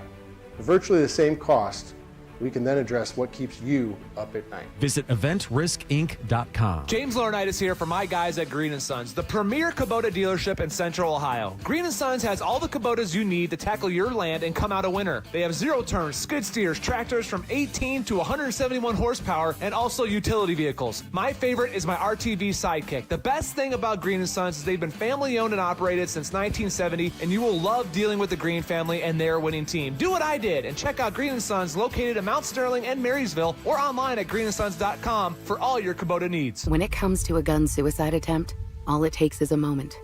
Heather and I had an argument just like any other couple. I was lost. I had snapped. I had a gun and I was going to take my own life.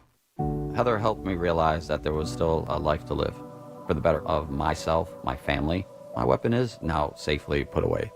A moment of crisis can happen to anyone. Store your guns, locked, unloaded, and away from ammo. Hear more safe stories at endfamilyfire.org. Brought to you by Brady and the Ad Council. Since 2003, Wounded Warrior Project has helped post 9/11 veterans adjust back to civilian life. Through specialized programs, they begin healing their bodies and minds while regaining a sense of camaraderie. Learn more at woundedwarriorproject.org/possible. When it comes to prostate cancer, go to pcf.org for the help you need to navigate this disease and make the right decisions for yourself. Go to pcf.org today. Attack and dominate. You're locked into Morning Juice. Sponsored by Riverside Bank of Dublin. Here's Bobby and Tito. All right, Bobby, Tito, Bodie.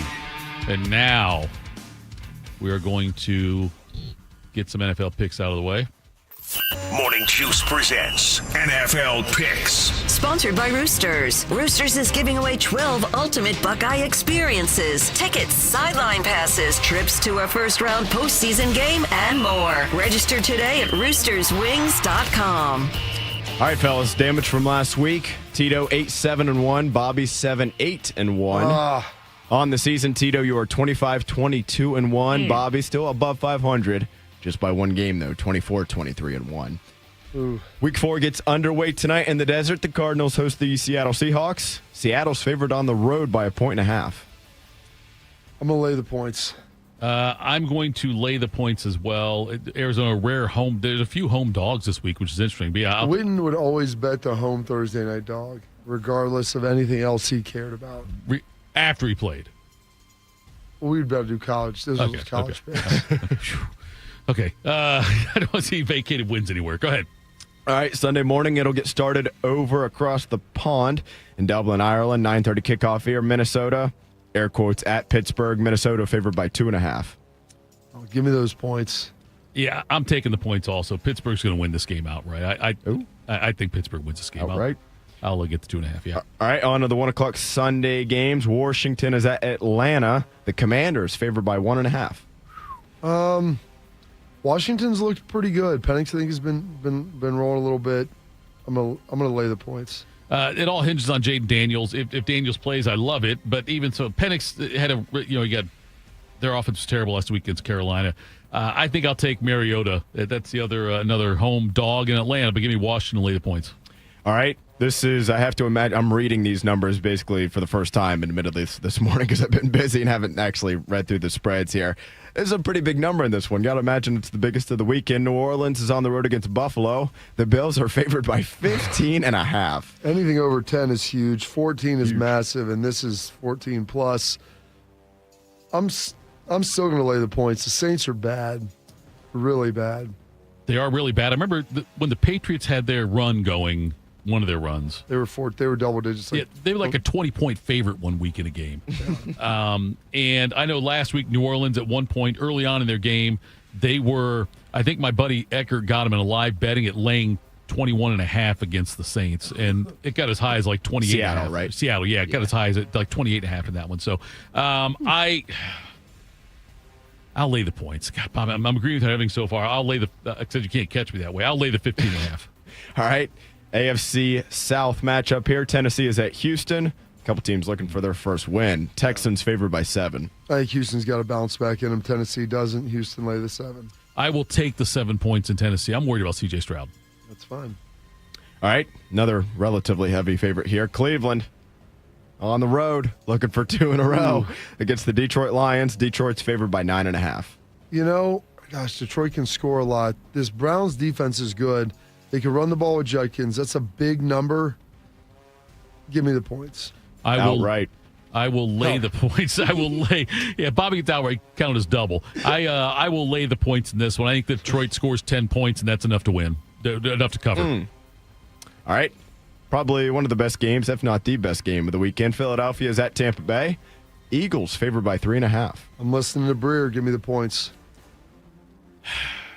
I'll take the hook. Gets it. I'll take the 3.5. The hook will set you free. Yes, it will.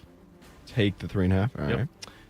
Next up here, Carolina is at New England. The Patriots are favored by 5.5. Ooh, that's a bigger number. Carolina hasn't been great.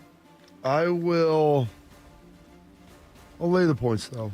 I think I'm going to lay the points on this one, too. New England had 5 turnovers and still damn near won that game against Pittsburgh. They don't have 5 turnovers this week. Give me New England. All right, L.A. Chargers on the road against the New York Football Giants. L.A.'s favored by 6.5. You go first, Jeff. Okay, because I know what you want to do here. Jackson Dart makes his first start against a tough Chargers team. Mr. Unlimited. Yeah, I think R.I.P. I will take the Chargers. Mr. Unlimited. I will take the Chargers. I will lay the 6.5. Yeah, I'm going to lay them, too. I don't trust him in his first start. That Chargers D is pretty good. Yep. All right, Jacksonville's on the road against the 49ers. San Francisco by 3.5. Go ahead. I'll take Jacksonville with the 3.5. I think they're going to keep it close. Give me the 3.5. Lay the points. All right, next up, Indianapolis is on the road against the L.A. Rams. Rams are favored by 3.5 at home. Ooh. That hook entices me. They did blow a big lead last week. I'm going to lay the points, but I don't feel great about this. I'm going to take Indy. I'm a believer in Daniel Jones. Give me Indy getting the 3.5. Get the hook. All right, it's hard to believe one of these two teams will be 1-3 after this game. Baltimore's on the road against Kansas City, and the Ravens 2.5-point favorites. There's your home dog, Bob. Another home dog. There is. Give me the points. I will take KC in the points. No, gosh. How about the Sunshine Band? I'm going to lay the points. I'll Baltimore laying the points. All right, next up, Chicago on the road against the Raiders. And Las Vegas is favored by 1.5. Who the hell knows on this game, Bob? Chicago's hot. Did you watch them last week? I watched them last week against that tremendous Dallas defense. Doomsday? Yes. I'm going to lay the points. You're going to take Las Vegas and lay the 1.5. Yeah. I am going to take Chicago getting the 1.5. I think Caleb Williams has unlocked something. Unscrewed his nail polish. Matt Eberflus coaching the Raiders defense this weekend. All right, guys, Sunday night football between the Green Bay Packers and America's team, the Dallas Cowboys. Green Bay 6.5 favorites on the road. Oh, that's just pathetic. Give me the points. You'll take Dallas at 6.5. Yeah. Deron Bland did practice yesterday, Tito. Take that in them. I will take Dallas in the points. I think Green Bay wins you guys are it. Crazy. But I will take Dallas getting 6.5. All right, 2 Monday Night Football games, both just bangers. New York Jets on the road against the Dolphins. Miami is favored by 2.5. Give me the points. Jets win it outright. Outright. I will take Miami and lay the points in that one. And then a little later on, that first game 7:15. This one's at the usual 8:15 Monday night kickoff time. Cincinnati's on the road against the Broncos. Denver 7.5-point favorites. Coach, lay those points. It's a lot, but I'll lay them. Yeah, I'll lay the points also. I think Jacob Browning's had another turnover. So, yeah, I will do that. I'll lay the points in that one, too. So that's our NFL picks then. And now we are joined by Ya Highness. WeWinYouWin.com. Chad joins us here now. Chad, look, you helped me out last week in Vegas a little bit. I appreciate that. You called a couple of things right there, more right than wrong, which is always the way to go on this one. Hope you're having a great morning, early morning out there. What kind of trends are you watching in the NFL for this week? Well, good morning, gentlemen. And yes, maybe a little birdie told you, Tito, to put a little money line on them Steelers last week in Vegas Sunday morning. I was up early. I made sure I got my text out to you. Brody, we got to talk. Who's your NFL team? Because you got to give up on the Irish. The Irish are trash. Oh, wow. This is even Who's worse. your NFL team? Lucky me, that would be the Dallas Cowboys, Ya Highness. Oh, buddy boy. Oh, buddy boy. Okay, we're going to move on from Brody. Let's focus on the real players, Tito and Bobby. All right, trends this week, NFL. There's one trend that sticks out like a sore thumb, and that is teams that won by 30 or plus points in week 3 are 32% against the spread the following week. So the winner. So that team would be the Panthers won by 30, the Vikings won by 30 plus. Okay? So the Vikings are going to Dublin. They have Pittsburgh. I like Pittsburgh with the points. You said it earlier, Tito. They could win this game outright. I think there's some quarterback issues there in Minnesota with JJ and injuries. The loser of that game, the Falcons, right? They got beat down by the Panthers by 30. I like the Atlanta Falcons money line. They're at home, no JD with the Commanders. There's a reason Mariota is a backup quarterback. Don't get too excited there, folks. Panthers are taking on New England Patriots, so give me the Patriots -5.5 and the Bungles of Cincinnati. Give me the hook. 7 and the hook. That hook's going to matter. Bo Nix, prime time, not the greatest numbers. So those are the 4 plays I'm leaning right now. Go ahead, fire away, boys. I would say on the college football slate, there's a decent, intriguing Friday night game in the ACC when Florida State takes on Virginia. Who do you like in that game? One of the most underrated fight songs out there, the Florida State Seminoles. Bring me back. Was that Peter Warwick? Yeah. Right? Back in the day, I loved it. With Bobby Bowden. That was those. I'm showing my age, but those were some great days for Florida State. I think Florida State's back, folks. When Florida State's back, Miami's back. The Gators are terrible. We don't talk about them. But I think college football is good. When you have the Ohio States, the Texases, the USCs, right? The Florida State's back. And actually, next week's a huge game I'm looking forward to already, which is Miami, Florida State. So hopefully Florida State doesn't look too far ahead. I have Florida covering a touchdown Friday night delight, and that is going to be my official Ya Highness's highest play of the weekend, folks. It's going to be a 4% play. Give me the Seminoles and by a touchdown or more. Are there certain teams and coaches that are dead to you when it comes to betting? Like when I get burned by somebody in Vegas, no matter what, I will absolutely never bet on that team or that coach again. Do you have anybody like that in your past where you maybe suffered a bad beat like we saw this weekend with Philadelphia and what happened with them, and then also what happened in the Tampa Bay game with the Jets? Teams and coaches, not necessarily. Individual players for player props, especially in the NFL, guys like that. I got burned. I've been doing very well on Mark Andrews this year, and then he burned me last game, but so far so good. But we've been fading Mark Andrews. He came out, they fed him the ball last game, so we did lose that bet. That's something that we look at. I don't take it personal. They don't care what I'm on. They don't care what I'm betting, right? I think a lot of people get caught up on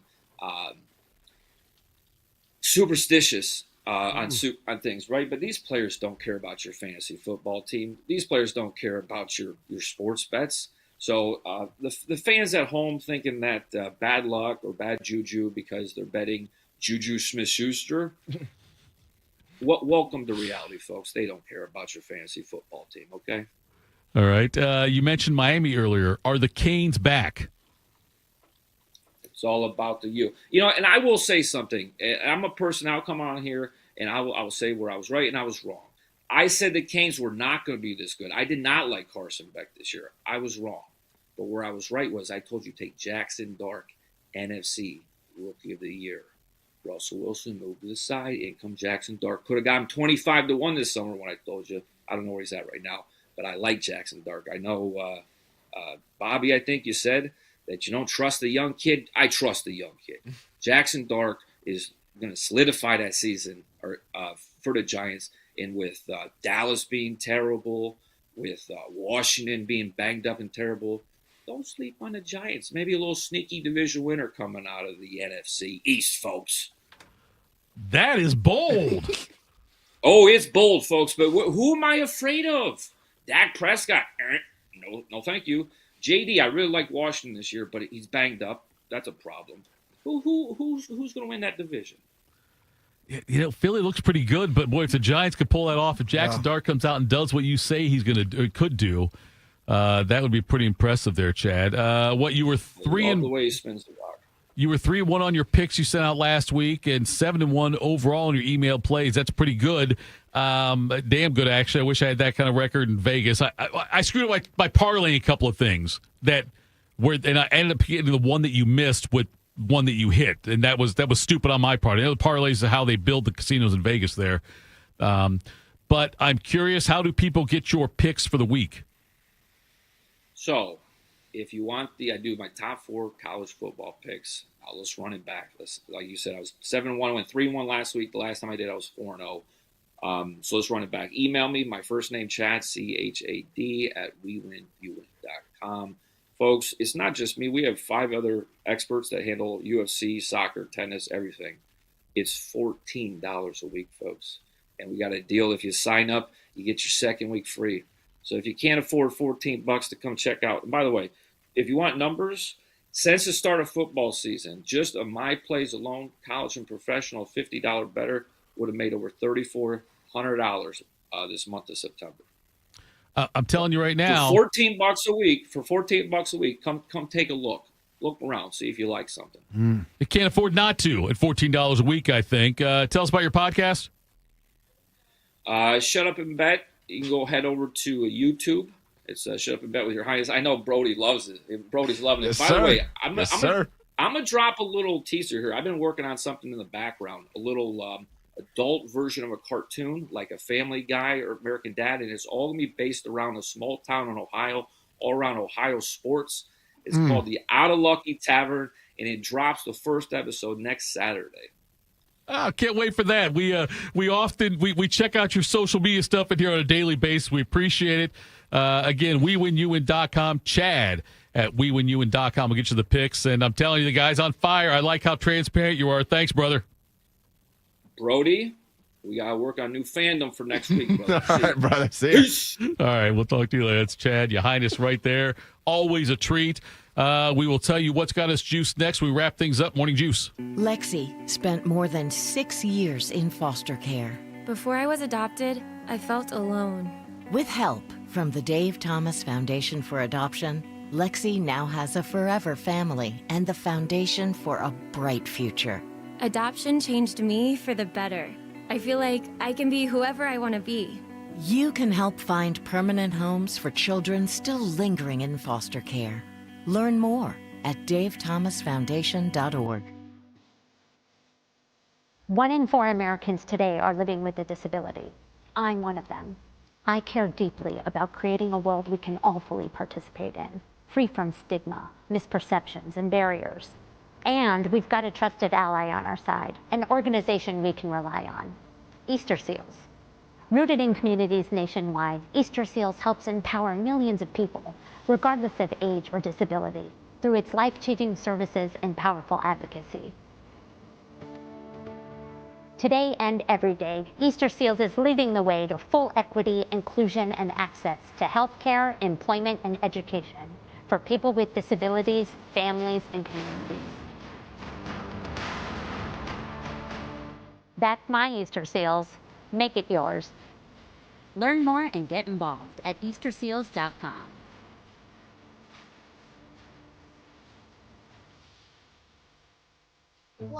Dangers rarely lie out in the open, so no matter where you live, it's important to know harmful pests can hide in and around your home. Here I come! Rodents and cockroaches are drawn to food waste and garbage. I know you're out here. Ticks lurk in tall grasses, and mosquitoes lay eggs in standing water. I can hear you. Rodents, ticks, and mosquitoes can all spread dangerous diseases. I gotcha. Seek the facts you need at pestworld.org, a public service message from the National Pest Management Association.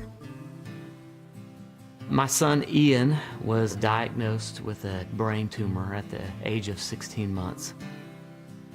The outlook was pretty rough. I mean, it was, we had no hope until St. Jude rescued us. I mean, they saved him. To this date, we are 12 years into this journey, and from day one, we've never once seen a bill. It gave us the peace of mind to know that we're there with our son, and we're gonna beat cancer together. Now, he is doing really, really well. He's alive because of what St. Jude has done. He's here because of the doctors who came before, their blood, their sweat, their tears, the knowledge accumulated and shared, with everyone else around the world. This is how we get rid of this, how we help kids beat cancer all over. It's the future. Together, we will make cures possible for every child everywhere. Learn more at stjude.org.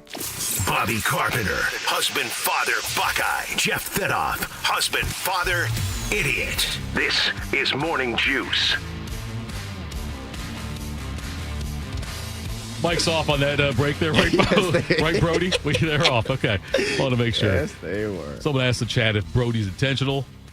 I think it is. I think it is. I'm pretty sure it is. He told me it was. I don't know if the like first time it was, but I think that since then, he's kind of. He just lived the gimmick. I think he did. Yes, I think at that point that's what he did. The gimmick. Yes. Okay. By the way, thank you to Ya Highness for joining us there and doing that. Yeah. Many thanks. And listen, folks, if you're a little bored on the weekend, or maybe just at work, but you have headphones in or a private office, check out some of Ya Highness's YouTube stuff. It keeps us going during the breaks. Yeah. He brings good content to our show. He puts his best content though out there on YouTube. Shut up and bet with Ya Highness. The shorts or the stream. You might find yourself on a Friday night thinking, who am I going to watch this Florida State game with? Well, there's Ya Highness. He's running a YouTube stream for 4 hours. Ya Highness. God, he was great. Look, it doesn't matter when I texted him in Vegas a couple times and it was really early, and he still responded right away. And like I said, he did say Steelers money line. He said jump on that. Just gives out winners. I did it, and so anyway, let's tell people. It's always tough to follow Ya Highness. We should have probably Ya Highness on the end of the show because it's really hard to follow, and we'll try to tell you what's got us juiced. What's got you juiced? Sponsored by Billiards Plus. Find your next grill and everything you need for the master griller. Billiards Plus on Dublin Center Drive in Dublin. We should probably let Chad stick around next time and tell us what's got him juiced. But, Bodie, let's start with Schlegs. First off, I don't really tune into a lot of golf, though I do like golf, guys. I really do enjoy golf. I can talk more about golf than I can hockey, but I love hockey because it's physical and it's violent. But I'm not going to be watching the LIV. LIV. I think it's called the Live. Unfortunately, Mr. Schlegel. That's terrible. He's missing out on some great stuff. Is he? Yeah. What has me juiced today, guys? Want to thank all the listeners for hanging with us through the show, probably throughout the week. I wasn't even here yesterday, but I know between the 3 days I've been here this week and yesterday, I think we're batting about 75% on technical issues. Who knows whether or not those will ever get fixed, but that wouldn't make our jobs easier. But nevertheless, thank the listeners for still always hanging with us through all that.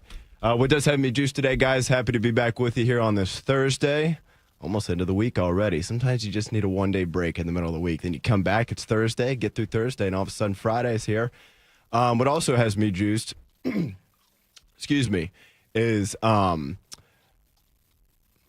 just totally lost my train of thought. Sorry. What was I going to say there?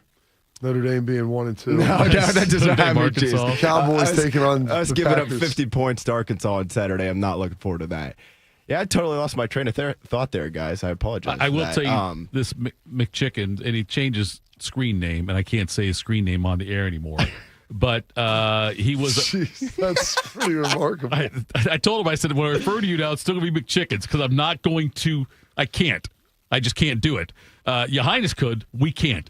But he said he was upset that we did not get the jump on the right foot and do the wrong thing, that we didn't get that either mentioned by you or by Ya Highness, Bob. He said it's usually your thing, maybe too. that was going to be what's got me juiced. You know what? That could be what's got you juiced. Jump on the right foot and do the wrong thing. Now that I said I stalled there for you, Bodie, did anything pop in It your did head? not. Okay. You know what? No, I remember now what it was. There we Yes, we mentioned this at the top of the show. You know, just like I say every year in August, I'm not going to care about the Cowboys season that much, and then I watch every game and still really care. I said back when my sister and brother-in-law were in Hawaii in August, my cat sitting days were done. You lied. I'm back, baby. Here we right go. back Back again. Today, tomorrow, and then Monday, Tuesday. Back on the cat watching duty. Can't wait for you and Toots to sit there watching the Cowboys game on Sunday night together, feeding each other popcorn. Maybe if the cat isn't there when they get back, you won't have to watch it anymore. Tell you that's how you solve it. I'll get the Temple over there to watch them. That'd be some bad karma, I feel like. So back on cat watching duty. I don't know if that's tell your sister you're going to take the cat to a home where the people that own her actually care about her and don't leave her all the time. Stop taking vacations, Maddie. Exactly. There we go. It's got me juiced. I watched the weekend days. I've only got a half hour left in the Charlie Sheen documentary, and it's amazing seeing it because everyone focused on like the winning and the Tiger blood and then his escapades before that. But the people that like are around him, he honestly I think is deep down, there's a lot of insecurities there, and they dive into a lot, and he is brutally honest with everything. But the people around him really care about him because I think there is a good guy in there. But just how great of a person Denise Richards is. His dad is with him through all of it and continually supporting him and trying to help him as best he can. Martin Sheen, it's tremendous to kind of see. And those have been my big takeaways. Not the partying and the Tiger blood and just everything else and his violent descent into madness. It's that stuff.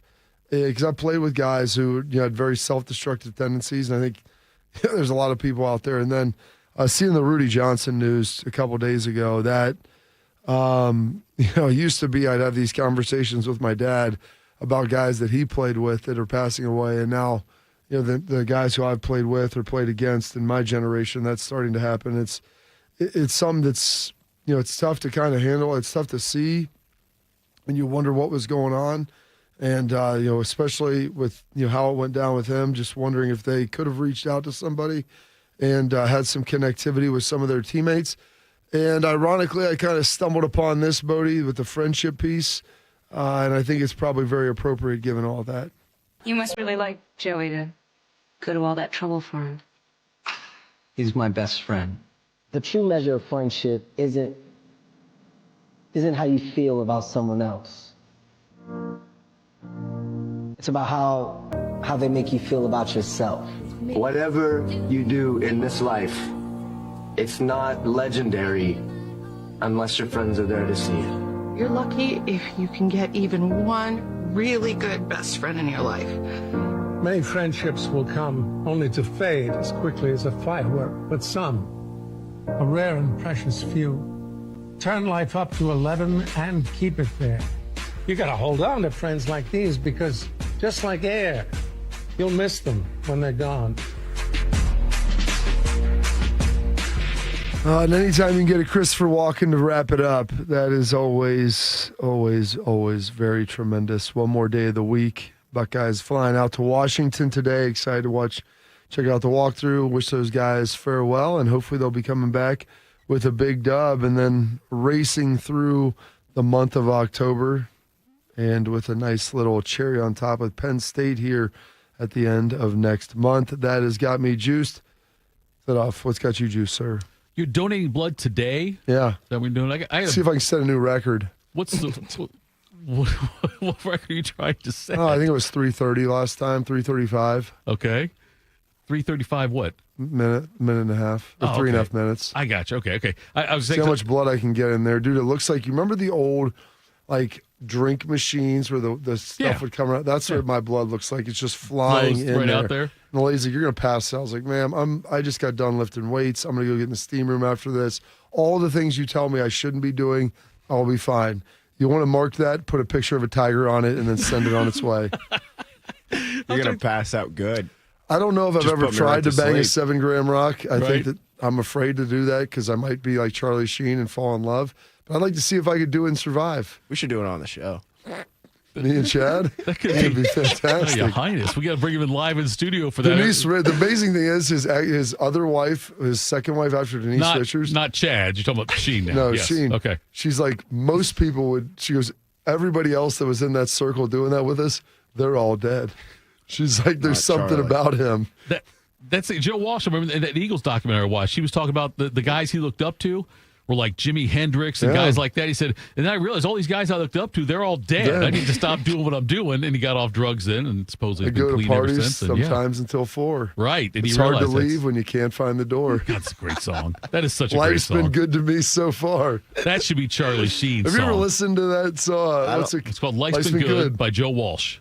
I don't like you that. gotta It's a just listen to the fantastic song. lyrics. Joe Walsh was in the Eagles. He was still in the Eagles right now, but he was or still is. Yeah, he did his solo career though. He did that. That song. was his solo, like his main solo Yeah, hit. Life's and Been it is Good is a fantastic song. I got a Maserati. It goes 185. I lost my license. Now No, I don't drive. Yeah. I'd have a limo right in the back, lock all Like the the doors in doors case case I'm I'm attacked. attacked. Yeah, that's right. Yes, that's him. Yeah, so what's got me juiced? Let's see. Yes, the Thursday thing. I am so looking forward to watching football this weekend. There's so many great games going to be on. And after what I went through last weekend in Vegas with the lack of sleep, and we did not go Charlie Sheen style, but why not? Can't handle it. Maybe an Emilio Estevez style, but we wasn't quite to that level of Charlie Sheen. But and I'm looking forward to like a chill weekend. I missed my son's football and soccer games over the weekend last week because I was in Vegas, but I will get a chance to check all that out this weekend. I'm looking forward to that and seeing how that goes. And like I say, it's just we got the 9:30 Sunday morning game, all this stuff. I'm excited. The Steelers. I'm excited about all those kinds of things right there, and just being able to relax. Hopefully, some fall weather outside and watch some football out there. So that should be fun. Crab cakes and football. That's what Maryland knows. I had crab cakes one time and I threw up. I go to hotels, tear out the walls. Yes. I have accountants pay for it all. That's right. They say I'm crazy, but I have a good time. Life's been good to me so far. I've got an office. Never been there. They tell me I've got an office. I've got gold records on the walls. Yes. Ain't never been there. Wait. Maybe I have an office, gold records on the walls. Ain't never been. 'Cause I thought there was something about nice in there. I don't know. There's a lot of classic lines there, buddy. You'll listen to that and you'll feel good about yourself. It'll change your life. All right, that's it for us today. Thank you to Ya Highness for joining us. Thank you to our Breer, all of our... Leave a message. Maybe I'll call. Leave a message. Maybe I'll call. There you go. That's what it is. Yes. Thank you, Bodie, for coming back. Thank you, Bobby. And we're back again tomorrow with a jam-packed Friday Morning Juice. Hey, it's Bobby Carpenter. Football season is here at Columbus, and Germain Toyota of Columbus has the winning plays. Drive home a brand new 2025 Tacoma SR5, just $269 a month for 36 months. 10,000 miles a year. Or power up with the Tundra, now just 1.75 APR for 72 months. Don't wait. These deals, they won't last long. Stop by Germain Toyota on the corner of I-70 and Bryce Road, or shop anytime at germaintoyota.net. Germain Toyota of Columbus. See dealer for details. Delaware County Veterans Services, here for those who served. Located on the ground floor of the historic courthouse in downtown Delaware, our team of veteran county veteran service officers is ready to help you access VA benefits, emergency financial assistance, dental and medical grants, transportation, and more. Need a ride to a VA appointment? Facing a financial emergency? Are you or your spouse simply looking for answers? Then give Delaware County Veterans Services a call. 740-833-2010 to schedule an appointment. Delaware County Veterans Services. Respiratory syncytial virus, or RSV, is a common seasonal virus, but it can have major implications on a patient's heart health. Most RSV cases involve mild cold-like symptoms, but up to 160,000 adults are hospitalized each year for more serious cases. And RSV can escalate chronic health issues. If you're over the age of 60, talk to your doctor to find out if the new RSV vaccine is right for you. And learn more at heart.org/RSV. There's danger out there. It lurks on highways and quiet neighborhood streets. It's more likely to kill you than a shark, and more terrifying than the biggest snake. Distracted driving claims lives every day. Every notification, swipe, social post, video, or selfie while driving risks your life. So while you might think public speaking or the zombie apocalypse is scary, What's really terrifying and even deadly is distracted driving. Eyes forward. Don't drive distracted. Brought to you by NHTSA and the Ad Council. Okay, let's go. Top row. EYECARE?